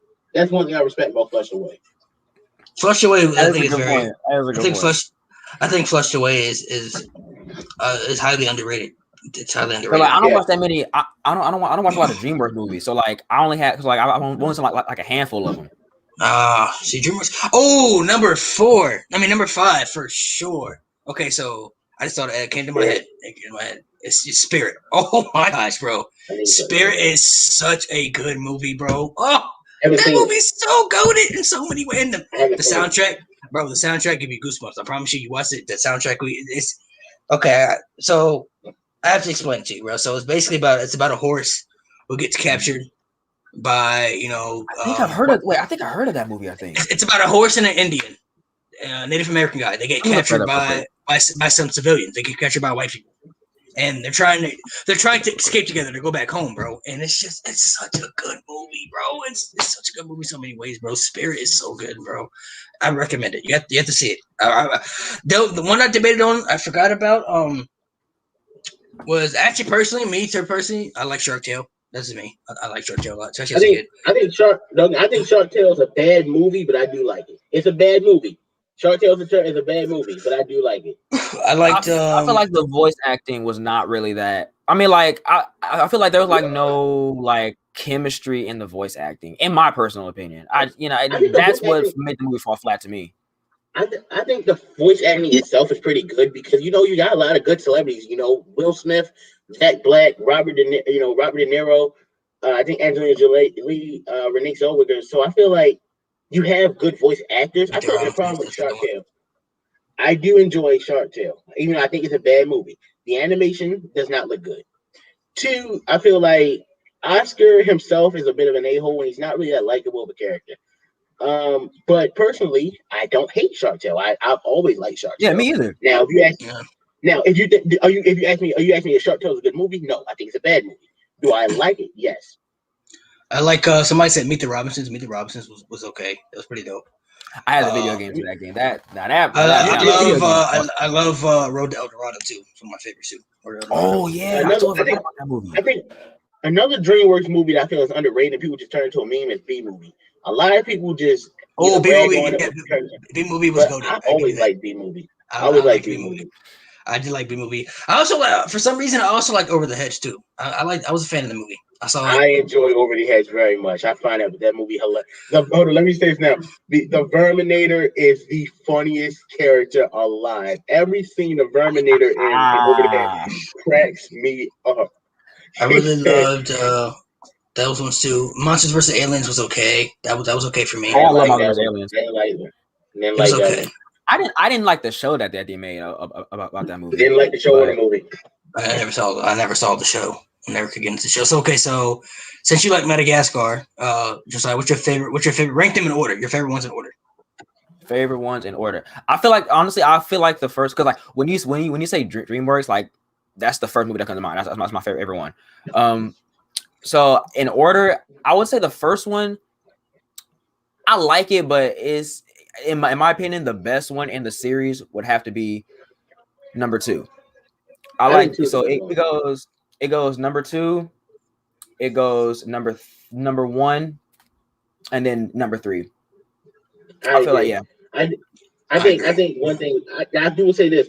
Number 3 has my favorite scene in the entire series though. The scene when they got the circus together, the colors and animation they play firework in the back. That's my favorite scene in the entire trilogy. And I feel like I need to bring this up. I think one thing I really liked was not the movie, but the cartoon Penguins of Madagascar was a very underrated show on Nickelodeon.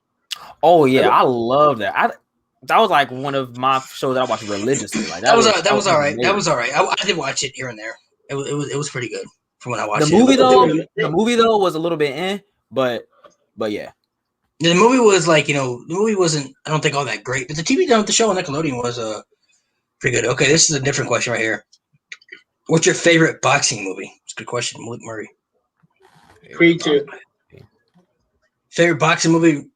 Easily Rocky 3. Rocky number 3. Yeah. Creed was a pretty good movie. Creed 2 was really good though. It was really good. Yeah, I like Creed 2. I'll go with Creed. Creed 2. You Creed 1 or 2? Which one do you like better? 2. Yeah, number 2 is pretty good. Yeah, I'll go with Creed 2. Mine would have to be Rocky 3, 4, and then Creed 2. Those would be my. And Cinderella Man too. I got to show love to Cinderella Man. Cinderella Man was actually a really good movie. If you haven't seen it, I still think Rocky 2 is probably the best. My favorite of the Rocky films. Man, Rocky 3 is the best one to me, bro. Which was the one where he fought that Russian dude? That was number 4. That's Rocky 4. It's Rocky 4. Yeah, that was like one of the only ones. That's a really good one too, bro. Seen. I mean, all the Rockies from 1 and 4 are all good. Besides 5, all the first 4. 5 was terrible. 5 wasn't good at all. But number 3 is comeback in the 2000s, I think. Yeah, Rocky Balboa. Yeah. That was a good one. That was all right. Rocky 3 was the best one to me because number 1, it was the first time he actually got his ass beat by somebody in the movie, and number 2, he had to find a new training method to go against this guy, bro. He had to learn from his arch nemesis, which was Apollo Creed. He had to have him train him for this movie so he could beat Mr. T in the movie. So he could beat Mr. T in the movie because he got destroyed by Mr. T. And he lost his confidence for the first time in his life. Rocky was scared that he was going to fail and he was going to lose because he got beat up so badly. Everything about the movie was so good, bro. That's my favorite one to me. So I gotta say Rocky 3. And then 4, and then Creed 2 was actually really good too. I can't front on that. Creed 2 was actually pretty good. Maybe they're making number 3 soon. I heard they might be making number 3. They're making the third one soon. So but hopefully the third one is not going to be in it. But Sylvester Stallone's not going to be in it. Oh, he's not? Oh, wow. Sylvester Stallone said Creed 2 is going to be his last time playing Rocky. No, you never know though. Sometimes the money, sometimes the Hollywood money can creep in for you. You know what I mean? Because the first 2 did very successful. So you know what I mean. So I don't see why not do it. But I could see I can see what else want to do it. Some people are like that too, man. Some people, same with like some people want to play certain characters, they don't want to play them again, for certain reasons, like for the life of it. Chris Tucker said he'll never be Smokey again in another Friday movie, so they'll never do it again. So it's like, that's why I was always mad they never remade another Friday movie, because if they were gonna make one last one, Ice Cube said that he wanted everybody to be in it. But it's like, bro, if Smokey's not gonna be in it, like, there's no point of doing it, man. Like, Well, now And John Witherspoon and John died, Wilson, too, so, he's like, right now, yeah. So, but before that though, they talked about doing this for years now. So. And Tom Lister passed away too. So you have, Debo. and Debo won't be in it. Like, no point. Mm-hmm.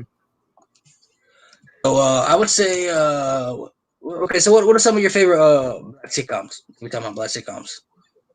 We'll be back soon. Black sitcoms? Yeah. So some of your favorites. Okay. Cosby Show, Martin, Fresh Prince, Everybody Hates Chris, My Wife and Kids, Bernie Mac Show, Sanford and Son. Those are probably some of my favorites. I like My Wife and Kids. I like All of Us with Dwayne Martin and Lisa Ray and Lisa Ray McCoy. Lisa McCoy, yeah, that's the Will Smith show that he made, right? The one that Will Smith directed or something like that. Yeah, with Will and Jada did that. Yeah, that was a bad show. Yeah, I like Martin. I like the Wayans brothers. That was what else? What else? Wayans brothers was good. I like Moesha. Moesha was a pretty good show. Moesha was a good show. I can't even lie, bro. I can't even lie. And that's all I can think of that I really sat down and liked. Oh, and the Jamie Foxx show. Funny in the comments that Sister Sister was a great show. Love Sister Sister. Family Matters is great. Mine for me would be Fresh Prince, Cosby Show, Martin. Those are the top three for me. Those are the top three. Sanford and Son, Good Times. On my list. I love Good Times. Sister Sister. I have to throw Sister Sister in there. My Wife and Kids. Everybody Hates Chris. Oh yeah, Wayne's Bros. Wayne's Bros was really good too. Wayne's Bros. Different World. I really enjoyed Different World personally. I always wonder. Here's the thing about Different World. I always wonder, Malik. What if Denise had never left Different World? Like, how do you think the show would have gone? Like, they wouldn't. I don't think they'd have put Whitley as the star role then. Yeah, I don't either. But I mean, it turned out good though, because she did, fit that role very well, I think. But yeah, I think the show could have been a lot different. I'm not saying it would have been a fail, but it definitely may not have been as classic as it was. What are some of your favorite black movies? Black movies. We talked about Fridays. We talked about those. What are some of your favorite black movies? I really like The Best Man. That was one of my favorite movies. Ooh, Best Man was so good, bro. That was really really good. Bad Boy. All three Bad Boys movies. Bad Boys is good. I love Friday movies, especially Friday After Next. That's one of my favorite movies ever, bro. That shit. Yeah, Friday movie. I love. Okay, so look, I'm probably in the minority on this, and because I see it all over social media getting slander, but I enjoyed the Coming to America sequel. I don't know about you guys, but I enjoyed the Coming to America sequel. I haven't seen it yet. I like the original and the sequel, but yeah, because I mean, of course the sequel is not going to be better than the original, but for what it was, I mean, I enjoyed it. You know what I'm saying? My mother enjoyed it. I haven't seen it yet. I love Coming to America though. I love Coming to America. Harlem Nights too is one of my favorites. One of my favorite movies too. Harlem Nights. Boys in the Hood. Mm-hmm. Obviously, Boys in the Hood. Menace to Society. That's up there for me. I couldn't get down with Menace to Society. That movie was a little too dark for me. Couldn't get down with it. That's why it was so good, bro. That's like real hood shit. People were actually real hood like that. Mm-hmm. Juice is like that. Juice is pretty dark too. Yeah, but I still think Menace to Society. That was actually kind of scary. Now we're going a more lighthearted one. This came out in 2017. I know it's not a classic, but it's just a fun movie to watch. Girls Trip. I really love that movie. I was thinking about that, but I didn't want to say it. I don't know how y'all felt about it. No, Girls Trip was great. I was thinking about that. So, you know what I'm saying? No. Okay, listen. This is where I look at it. You take four prominent female black actresses who I all like. Regina Hall, who I absolutely adore. Jada Pinkett Smith, who I like. Queen Latifah and Tiffany Haddish. and you let four of them just have fun in the movie. I loved every second of it. And even then, it still has some nice emotional moments. Her keynote speech was such a really good emotional scene. All right. I thought it was a good movie. Loving Basketball too. That's up there. I love it. Love that movie. Yeah. All right. So this is a question for me, just like because I know Kyrie doesn't watch horror films, but somebody said favorite horror franchises, favorite horror movies. Halloween. That's not even a question. Halloween. Oh, that's a favorite one though. Really, Halloween. Of all time, I love me some hot. Okay, real debate though, because we got to talk about this. In a fight, who's gonna win, Michael Myers or Jason? In the fight. In a fight. In the fight, who's winning? Be honest though. Jason. We gotta be honest. Jason. Well, Jason. no. Okay, Jason, bro. It's gotta be Jason. Jason was Jason. It'd be a hella good fight though. But I'm saying I don't know. It would, but I mean, look at the machete versus the knife. I mean, come on. And then you look at, Michael Myers. Don't get me wrong. Michael Myers has come back from dead alive, but how many times we seen this man Jason get buried alive or set on fire or something, bro? He always comes back. And then with Michael Myers, it's like, dude can literally take anything and like his body will be on the floor dead. Come back, he's gone. Like, you know what I'm saying? So, like, you know. Sure. Mine would be. Michael Myers is everybody knows Michael Myers is dangerous. He's probably the most feared, super villain ever. I mean, he's probably more scary than Jason is, but in the fight, I gotta rock with Jason, bro. I gotta take Jason, bro. One thing I do find funny about Michael Myers is this. Jamie Lee Curtis has been going against him for years, and he still hasn't killed him. I know. I think if they make another one, he has to kill. And she's the most, and she's like probably the smartest and like most equipped to kill Michael Myers. But like she still hasn't. Okay, we're not gonna go into that. I feel like okay, but honestly, my favorite horror film though. Honestly, okay, my favorite. I think my favorite horror villain would be Leatherface, Texas Chainsaw Massacre. He's probably my favorite. For me, if we're gonna buy villains, it's either Freddy Krueger or Pennywise. But my favorite about weak as heck. I'm sorry. I don't see how anybody. Wait, you ain't gonna slander my man Pennywise like that. No, Pennywise is not it. He's not it. Pennywise, if you could, but I think you have to be scared of clowns though for Pennywise to be up there. But it's not just about clowns. The fact that the it creature can transform into your worst fear. The thing is, he doesn't just kill you straight up. What he does, he turns to your worst fear and he feeds off your fear. And because the more you're afraid of him, the more powerful he gets. Yeah, he tried it. I just can't look. Me personally, I'm just not scared of clowns. So I feel like if I saw him in the street, I'd be like, bro, get on my face. Honestly, tell you the real truth though, the two like horror like villains or slasher icons that like I feel like is just like why would you be scared of them? It's Freddy Krueger and Pennywise because Freddy Krueger. I mean, Freddy Krueger dude comes to you in your dreams. Like that's the worst way to kill you, though, bro. You asleep, bro. Everybody gotta fall asleep. If he comes into the real world, if Freddy Krueger comes to the real world, he's finished. Okay, if he comes to the real world, he's finished. You have to think about it though, bro. Everybody has to fall asleep, bro. So that's the perfect way to get you when you're sleeping in your dreams, bro. That's everybody's had nightmares before, bro. And then about Pennywise and Freddy Krueger, they get to know you, so they're gonna know who you are. They're gonna know what you're most afraid of. They're gonna use that against you. We're all afraid. And then realistically though, it's like, okay, say Freddy Krueger was real, right?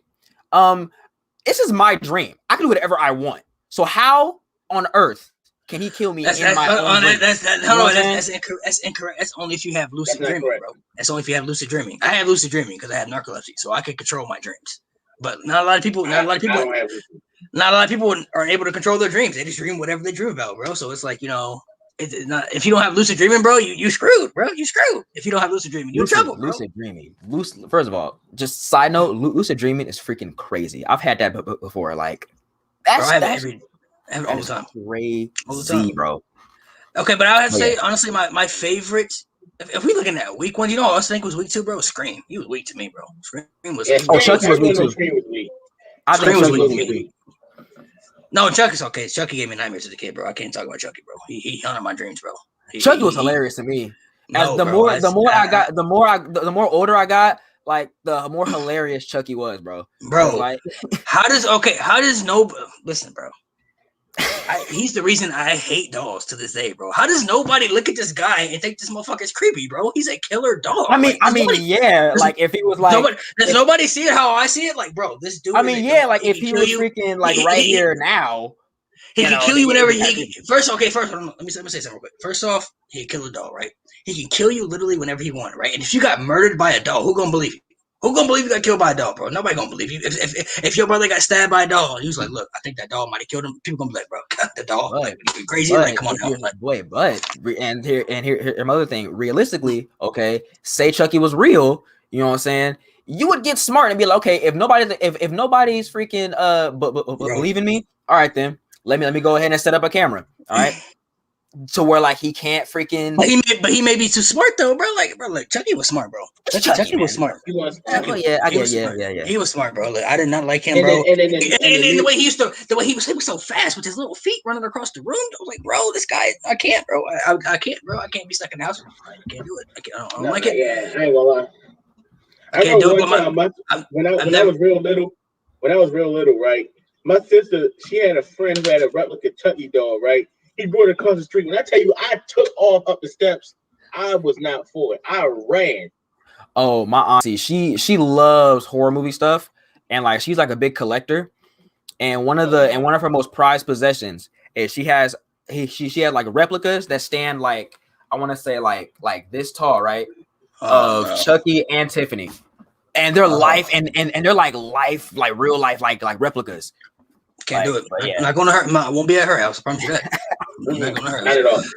My favorite horror film.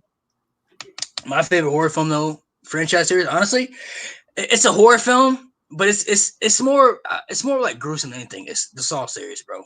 Those motherfucking movies are so good to me. Oh, I've seen every single one. Saw is so good, bro, because it's because of the plot twist that goes into the movies, bro. It's not really about the villain. It's just the things that he does to try to get people out of the situation. You know what I mean? He captures these people, and then he has reasons why he captures them too. There are reasons why he captures these people. Maybe they did something wrong in life or something like that, right?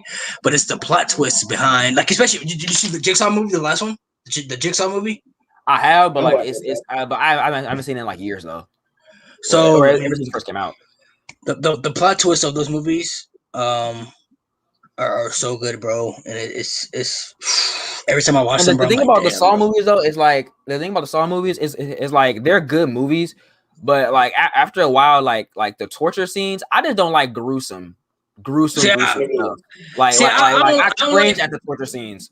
See, I don't like it either, but I think that's why the movies are so good, bro, because it brings out that violence in it too. It's like, damn, bro, like they went there, bro. Like I remember the scenes when they ripped out the girl's ribs, or when one of the craziest ones, to me at least, is when the two dudes were hooked up to the breathing machine, and every time you took a breath, the big metal weight came in and crushed your insides, bro. And I was like, holy shit, like that's.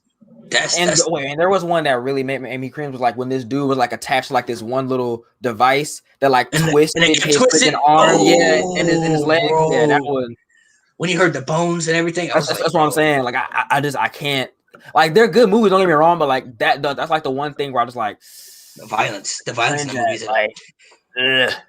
The violence in that movie is at all time high though. So for me though, I think I would say the three most feared villains ever to me. Like if I saw these three, I'm running. I'm not taking my chances. Jason, Michael Myers, and Texas Chainsaw Massacre, bro. I don't want to smoke with none of these three, bro. I don't want it. I'm not coming after y'all. I saw a great video by a guy who made a video on how to survive a horror movie, and he said, "Why is it that the person that's about to get killed is always running, and the killer is walking, and somehow these two still meet up?" Sometimes it's always the opposite though, because I ain't never seen Jason or Michael Myers running in these movies, bro. They always walk and they always kill somebody. Oh, freaking! In the new one he did though. The new one he did. I remember that one. The new one he did. And like the new Friday the 13th one. And like when they running away from the killer, why are you looking back? Like what's behind you? What you looking back for? Then they trip because they look back, and then the camera pans down, so they trip over nothing. And another thing too, though, but the Texas Chainsaw Massacre, Leatherface, though, he runs after you though. He coming for you. And he's a big fat dude. Oh yeah, he's fast. He's fast too. Bro, he got that chainsaw. chainsaw over his head, full speed, bro. Like how was he that fast? So I'm gonna say this dude's he's at least got to be 300 plus. I've heard Texas Chainsaw Massacre is like the scariest one. That's the one I would never. Bro, look, listen, this dude is so ruthless, bro. He's so scary. First off, his mask is other people's faces, so he takes out other people's faces and he puts them as a mask. And then second of all, he don't talk, he don't speak. He's like 300 plus pounds, so he's huge. And on top of that, he actually runs after you, bro. And he won't stop chasing you until he gets you, bro. He'll chase you for days. And the Texas Chainsaw Massacre, that's supposed to be based on a true story too. It's supposed to be about Ed Gein. Ed Gein. Well, but I don't know if the Texas Chainsaw Massacre is real, but I know the sculpture of humans are based off Ed Gein because he was a real guy who he would dig up dead bodies and he would create human sculptures like human lamps and couches and shit like that. But like. That's one thing that's why he always was up there for me because he actually chases after you and he will continuously. He's not one of those people like he's not gonna chase after you and to stop. Like if you're like Miles Ed, like he will follow you. He will follow you until he kills you. That's crazy. That's insane, bro. Like I've seen this man chase. Even I've seen this man chase. Remember when besides the end, like when people are like maybe getting cars, something like that. But like if you're on foot, he's coming after you, and you better believe that. The only way you get away is in the car. Same thing. I don't do horror movies. I don't do horror haunted houses because I know I had nightmares. One of my favorite videos of all time on social media. It was that video of Anthony Davis, the Marcus Cousins, and a bunch of the Pelicans going to that haunted house, and the guy with the chainsaw chased them, and AD and the rest of them took off. Man, AD said, "I don't want to go back. I've had nightmares." That was just like I said. I don't blame him. That's the thing. I would big 7-foot dude. Like say he got that's what I'm saying. Somebody in the comments said Hellraiser. Somebody in the comments said Hellraiser. Hellraiser was that he's pretty rude. Hellraiser, well, he's a demon, so yeah. My man AD said I lost DeMarcus. I don't know where DeMarcus is. I don't want to go back. I don't have nightmares. I think I told my cousin. See, I know straight up. If that was me and the guy chasing me, and I ran out, I would have ran to the car. I would have stopped running. I made to the car. Ran to the safety. That's the only when you have to stop running is when you run to safety. All right, so let's talk about. I don't do haunted houses. Last topic. Let's talk about superhero movies. So let's talk about what are your first of all, who's your favorite superhero? Just I don't know if I ever asked you. I don't know if I ever asked you that before. Your favorite personal superhero? Oh, Black Panther of all time. Across between of all time, yeah. But close number 2 is Batman. Okay, Batman, it's Batman. For me, it's Thor, and then Wolverine. Number 2. Those are my 2 favorites. Batman's all right. I mean, he's all right to me. I do like some of the Batman movies. Me personally, still don't think he will ever beat Superman. I don't see how Superman lost. He beat him. He beat him. In his he won. But he would never beat Superman. Superman has way more powers than him. He would way more powers than him. He won. Who won? Malik, Superman. First off, who won? It's not realistic though. Superman is Man of Steel, bro. Man of Steel doesn't get beat.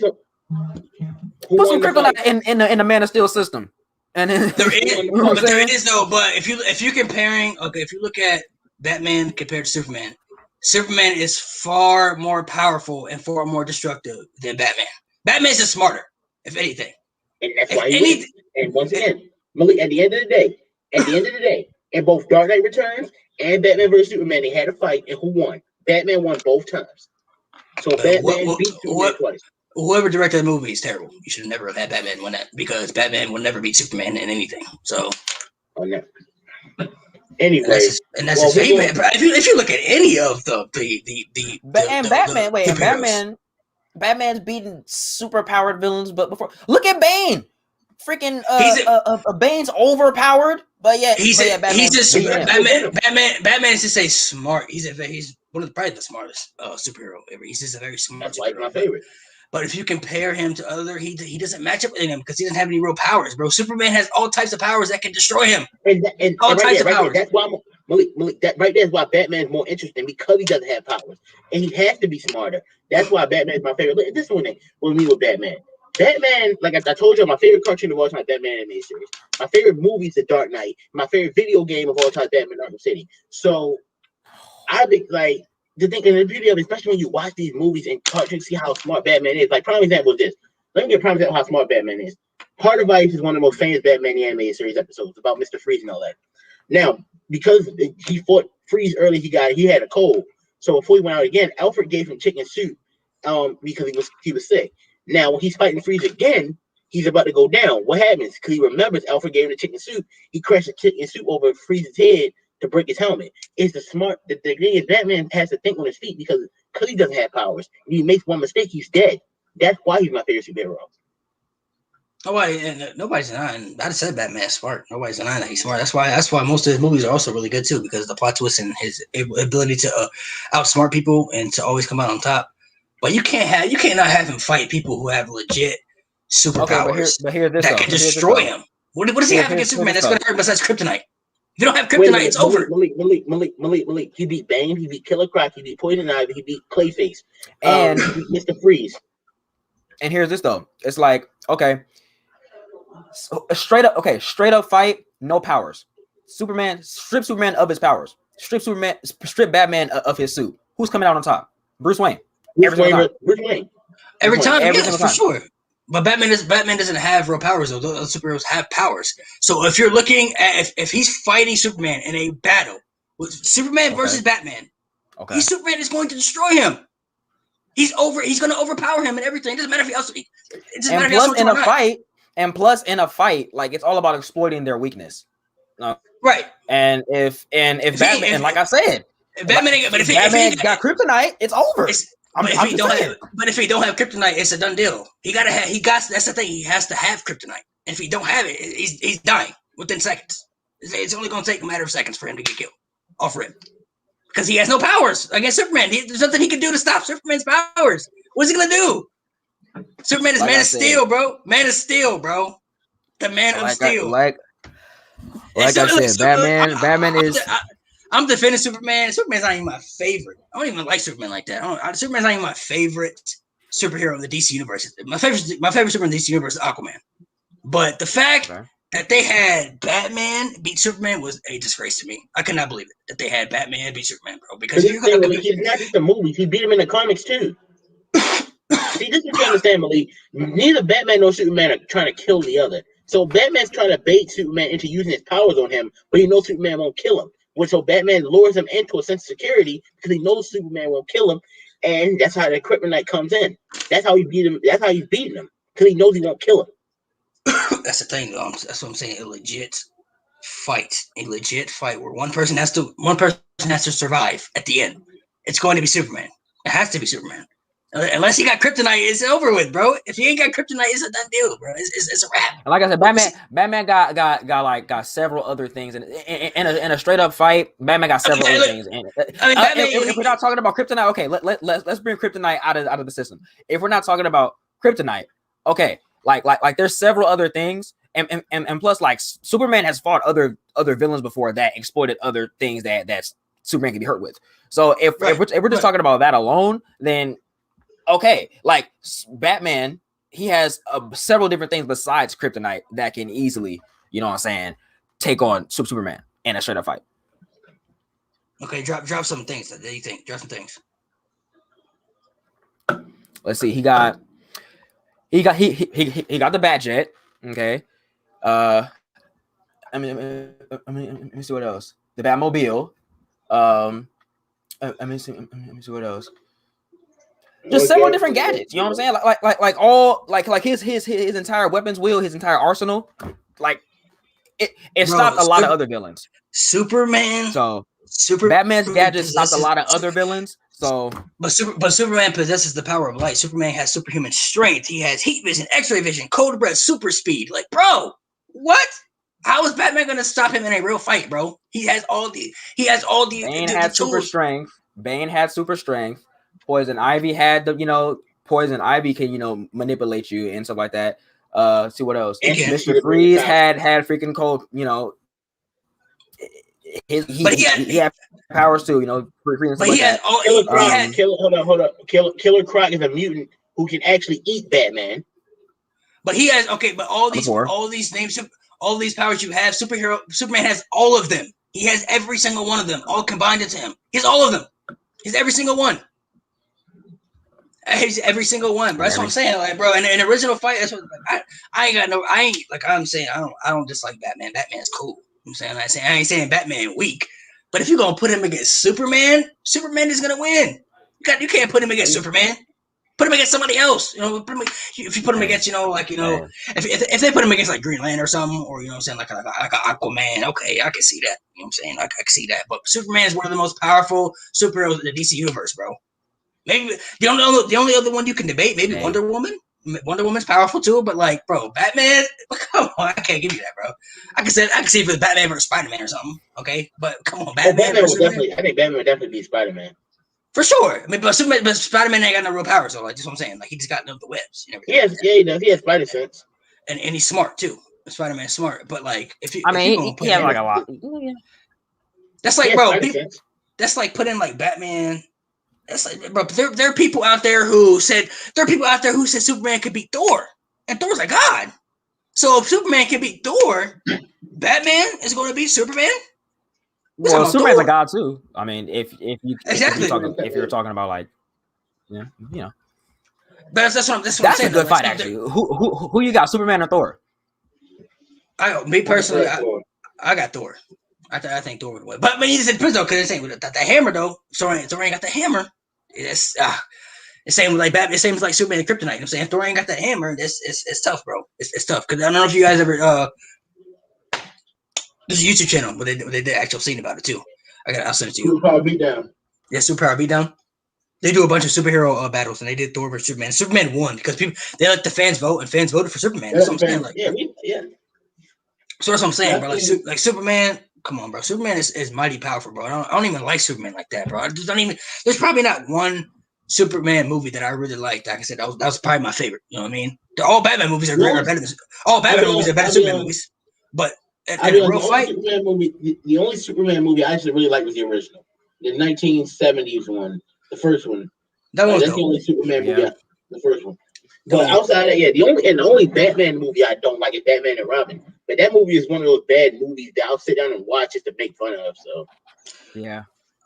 Okay. Okay. So name your favorite supervillain. Who's your favorite supervillain? The Joker is my favorite character in any media. So the Joker. Favorite supervillain. Joker. Joker. All right. Supervillain. It'll probably be. For me, it'll probably be, I guess, maybe Magneto, because I really like him. I really like him. Okay. Magneto's good. Either Magneto or Lex Luthor. Okay. Mine is Galactus. Yeah, either Magneto or Lex Luthor. Galactus will be mine. Ooh, that's a good one. And Dark Phoenix. We're probably gonna say one. Dark Phoenix. The Phoenix Force. Ooh, bro, that Phoenix Force ain't no joke.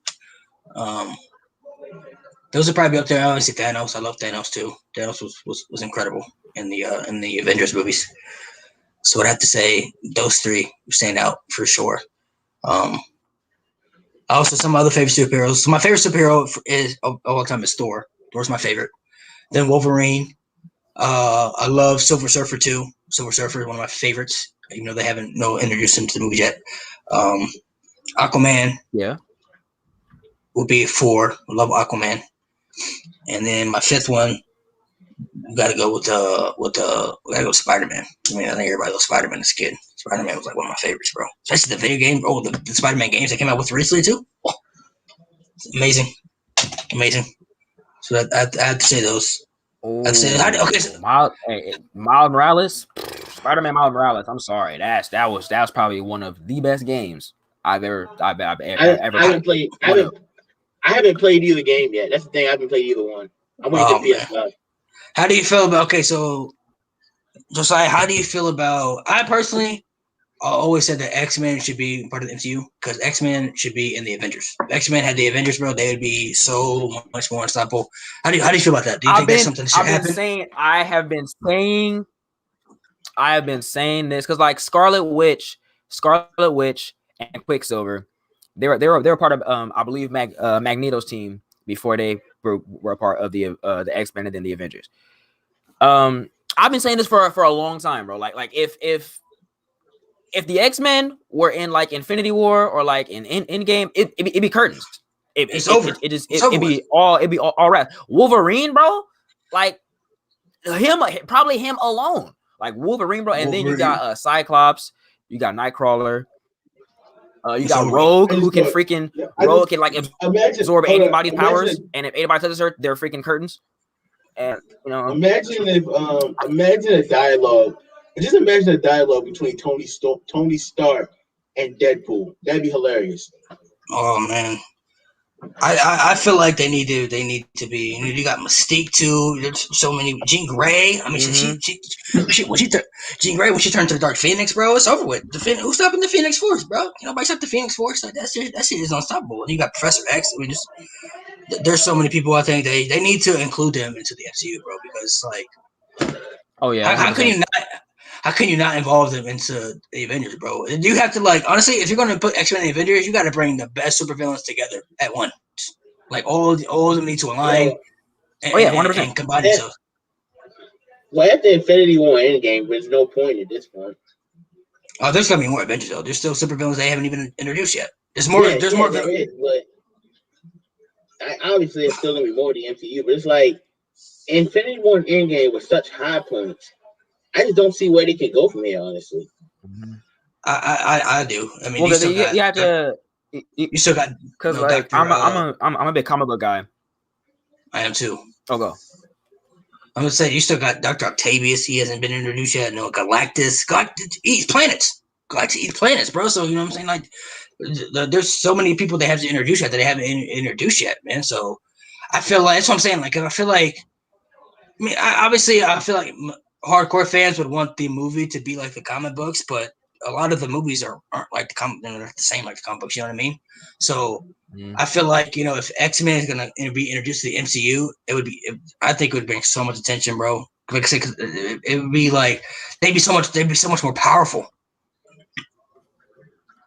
Yeah, and you also gotta realize that like the Infinity Gauntlet is like a series of comic books, and like there's still several stuff that they haven't even like touched on. So yeah, like I said, there's like a lot of different tropes that they could go with the Avenger series.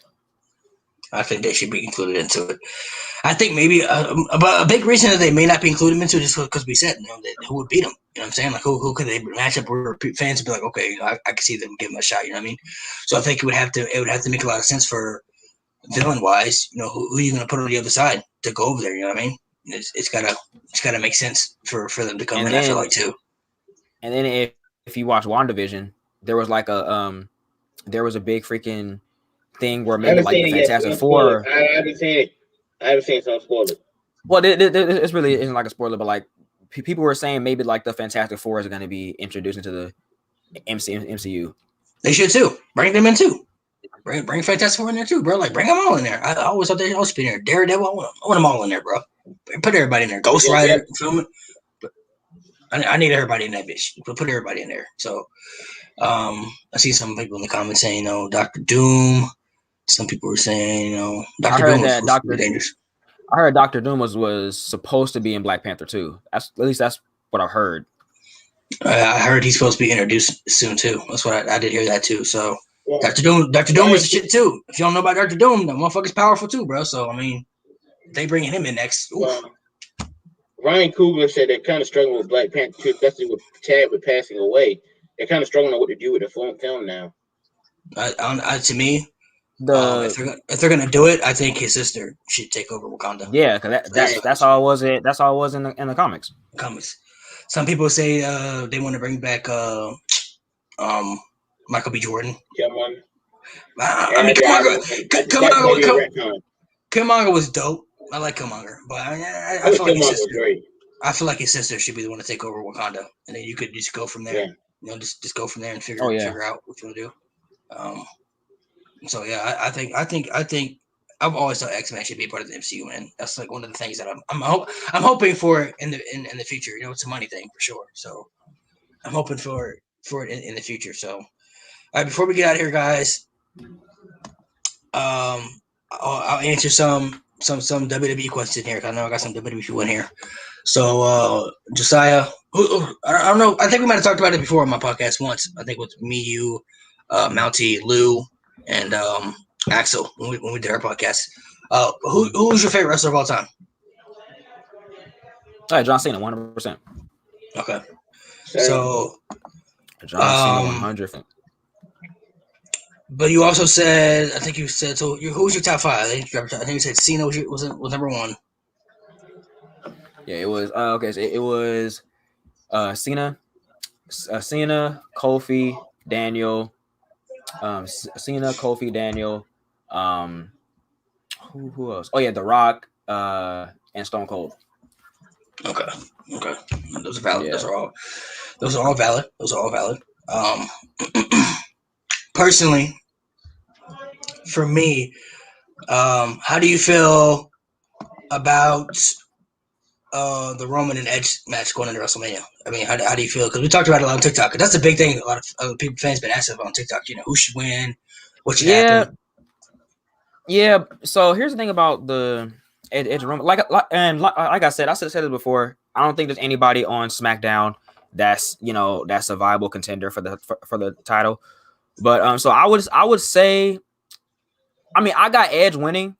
I would want Edge to win, but like my whole thing is that like even if Edge don't win, then there's still like several different ways. There's like still like a lot of different other outlets that he could go. Like he can maybe challenge Bobby Lashley for the title, or whoever's the yeah. But the you look at champ. it, I mean, or I feel like to NXT and face Finn Balor. But so like I said, like there's other championship that like he can like go after, and like different rivalries that he can have. And I don't think it will like stop his momentum. There are different ways, I think, for storylines to go for either guys. I don't think it'll hurt Roman's winning if he loses. I think Edge should win because, number one, if Bobby's going to be champ on SmackDown, on Raw, you have to continue to build him up because he just got it. And with Finn Balor, I'm pretty sure Finn Balor's about to lose the title to Karrion Kross, too. And Karrion Kross is undefeated, too. He's dominant. So they're going to have, I mean, all three brands got a dominant chance, but I feel like Roman is the one that could lose the most just because there are ways you could continue to build his character if he drops the title. You know what I mean? So, I don't know. I'm interested, though. There have been rumors, though, that they may. How would you feel if they added Daniel Bryan to it and made a triple threat? Would you like that, or do you think it should just be one-on-one? I feel like it should just be one-on-one. I mean, like, if it's gonna, because like Daniel Bryan, like as much as like I would want him to be in like the world title scene because I love him, but like right now, I feel like this whole rivalry over the Universal Championship between Roman and Edge, I feel like that should just be one-on-one. And like if Daniel Bryan was like inserted, maybe if Edge was to win, then they could go Edge versus Daniel Bryan and have like a rivalry with that in the future. But as far as like the rivalry right now, I would want Edge and Roman. So I'm not really with Daniel being inserted into it. Me neither. Yeah, I'm not feeling. I feel like if Daniel gets inserted into it, then Edge would 100% win because Daniel Bryan would take the pin. But I feel like it adds the intriguing more if you have Daniel. I mean, if you have Edge versus Roman, because it's really for some people it's unpredictable in some ways, because Roman Reigns has been real dominant since he's come back, and he hasn't lost since he's been back either. But Edge has that comeback story too, so it's like what would make sense for the outcome.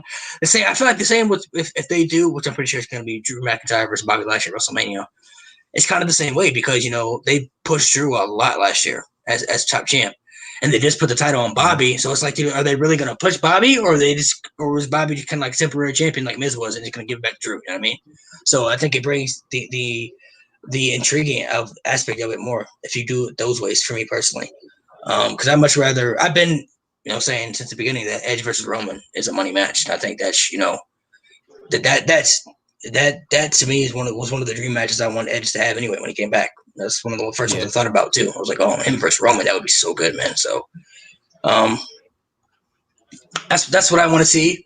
I'll take some questions in here, guys. So this is a question we'll take right here. Do you think Cena should beat Ric Flair's record? So this question I get this question all the time on TikTok, man. Consistently get this question all the time. I'll say this. I've said it many times. I'll say it again because I get this question a lot. Would I be upset if John Cena broke the record? No, I wouldn't. But I don't think John Cena needs it. He doesn't need the record. He's already solidified at this point. He doesn't need to be the 17-time world champion. He doesn't need it on his resume.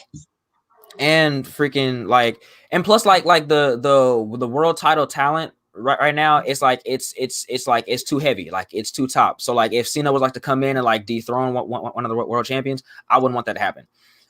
I would want, if anything, I would want Cena to be a Grand Slam champion first, and maybe and then maybe go after Ric Flair's record. But like like I said, like the landscape is like it's too top tier for Cena to come in and just dethrone one of the world champions. So that's how I feel too. I just don't feel like he needs it, to be honest. I just don't feel like at this stage in his career, he doesn't really need to be 17-time champion anymore. Because his 16 title run was pointless. I mean, he won it, had it for 2 weeks, and he lost it. You know what I mean? So it was like that was just kind of they just gave it to him just to give it to him. You know what I mean? So I feel like if he's gonna have a run, he should have the run, and he's so busy right now doing stuff in Hollywood. I don't know if he would be able to have that run. You know what I mean? So I don't think Cena should win it. I mean, if he does, I wouldn't be upset about it because he's my favorite wrestler. So I'm not going to be mad. My favorite wrestler. I'm not going to see mad if my favorite wrestler won the 17 title, but I don't think he needs it. Same with the IC title. Like, I don't think he needs it at this stage of his career. Like, he should have already won it years ago. He never did. Yeah. But I don't think he really. Maybe a challenge for it. I don't think he really needs to be the IC champion. You know what I mean? Like, for what? Just because he's the Grand Slam champion. I mean, cool. He could be the Grand Slam champion, but does he really need it? And for his legacy, I don't think he does. One more question. Do you think Randy Orton, if Randy Orton keeps doing what he's doing right now, he could be the greatest of all time? In my opinion, I think he could. That's a good question. If Randy Orton keeps doing what well, I mean, like, and here's the thing about, I mean, like, I don't really well, like the storyline between him, Alexa, and the Fiend, it's really good, but I don't know. It's just like if this whole storyline, I mean, it's good, but like it's not where I would like want Randy Orton to be like right now. Like his rivalry with like Drew McIntyre, like that was pretty cool. It did drag on for too long, but it was pretty cool. Like I want like Randy Orton to be like in those type of rivalries, like in those like heated big match world main event rivalries. So if they go in that direction after he fights the Fiend, and after he like gets done with all this, if they go in that direction again with like a big rivalry, it could even be for like a mid-card title. But like I'm saying, like if he goes like in like a big like world big match rivalry again, then yeah, I feel like he could like fall in that category. For me personally, I've said it on many times on my TikTok videos. I love the rivalry with him and the Fiend right now. It's the only thing I'm intrigued on about Raw. It's the only thing I make sure I keep up with every single week is that rivalry. It's so intriguing to me, so good. And to me personally, I would say Randy will be the greatest of all time. That's tough, but for me, he can maybe be the best heel ever. Because for me, Randy was top 5 heels ever in my opinion already. But after he set the Fiend on fire, he was top 3 for me right there. Like, bro, he got to be top 3 now. He's top 3. So greatest heels ever for sure. Randy Orton is one of the most ruthless heels of all time, bro. After he set the Fiend on fire, that was like, yeah, he's savage. He's already. We already knew he was savage. I always prefer Randy Orton as a heel. Anyways, I feel like he's one of those natural born heels. 100%. So I feel like I said, greatest of all time. That's tough though. I wouldn't know about greatest of all time, but maybe greatest heel ever. I can maybe say the greatest heel ever. Maybe if he keeps going the route, he could maybe be the really greatest heel ever. But as far as him being the GOAT, I don't know about the GOAT, man. I don't know about the GOAT, man. That's tough. Yeah, that's a tough one for me personally. But as far as heels go, but like as far as the GOAT of heels, maybe, yeah, GOAT of heels. Like after he set the Fiend on fire, he was top 3. I was like, oh, he's top 3 greatest of ever now, in my book. I mean, we already knew Randy Orton was savage, but oh man, after that, I was like, bro, what more can he possibly do to be more savage at this point? He set a man on fire. Like, come on now, like he tried to kill him, man. Like that's up there. Somebody said my GOAT is Triple H is one of the greatest ever. I wouldn't say he's my personal GOAT, but he's one of the greatest ever for sure, no doubt. So HHH, one of the best of all time. So I'll take one more question, guys. One more good question, and then we're signing off here. So give me your best question you can think of. Your best question you could think of, and we'll answer it, and we're gonna sign off. So I'm interested to see what the rest of the WrestleMania cards can look at too, though. I mean, so far the 2 matches they announced are the right ones: Sasha Bailey versus Bianca, and Roman versus Edge. The report came out, Malik, that Vince doesn't even have his WrestleMania plan set yet. I seen that, but you can't. I can't believe everything I read on social media either. So I mean, I believe it when we think about it. I wouldn't be surprised if it's true though. But everything you see on social Think media, about it. WrestleMania is a little over four weeks away. We have two matches now for the biggest show of the year. Yeah, I do believe like, cause like at this point, like last year, I think like we already had like pretty much all like the entire card set. But yeah. I don't know. I feel like it's gonna be a solid card either way, especially for 2 nights. I mean, for the 2 matches they've already announced are good matches already. So, you know, I mean, some of them we already know they haven't announced yet. We know Randy Orton's gonna face the Fiend, so we know that's gonna happen. We don't, maybe some type of cinematic match, something we don't know yet. Maybe Bobby Lashley versus Drew McIntyre. That's pretty much I think gonna happen too. We just haven't got there yet. So some of the matches you kind of know what they're going to be. They just haven't, they haven't made it official. You know what I mean? So they haven't made it like an official thing. Seth Rollins versus Cesaro. They seem like they're going to do that match too. Seth Rollins versus Cesaro. They just haven't really announced these matches yet. So,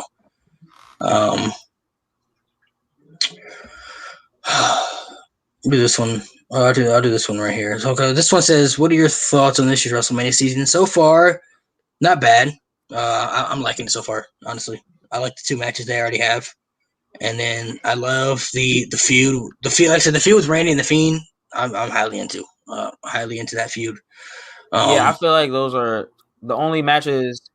The only matches that like I'm like looking forward to is Bianca versus Sasha, because I love both of them. Yeah. Sasha's my favorite wrestler, my favorite women's wrestler of all time, and I love what they're doing with Bianca Belair. So that's one of the matches. And then Edge versus Roman.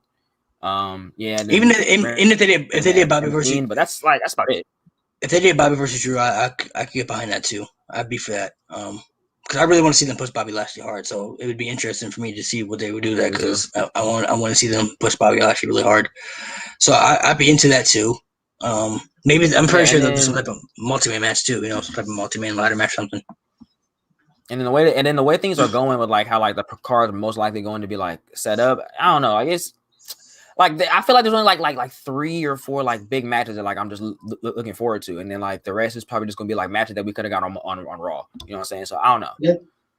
That's how I felt last year. I mean, last year you had a certain match you cared about, but then you got matches like freaking Elias versus Baron Corbin and Bobby Lashley versus Aleister Black. Like, yeah, I think well, there's WrestleMania being 2 nights that saves up more time too. You know what I mean? So this isn't wrong. This doesn't run for as long as it would like a 7-hour show. You know what I mean?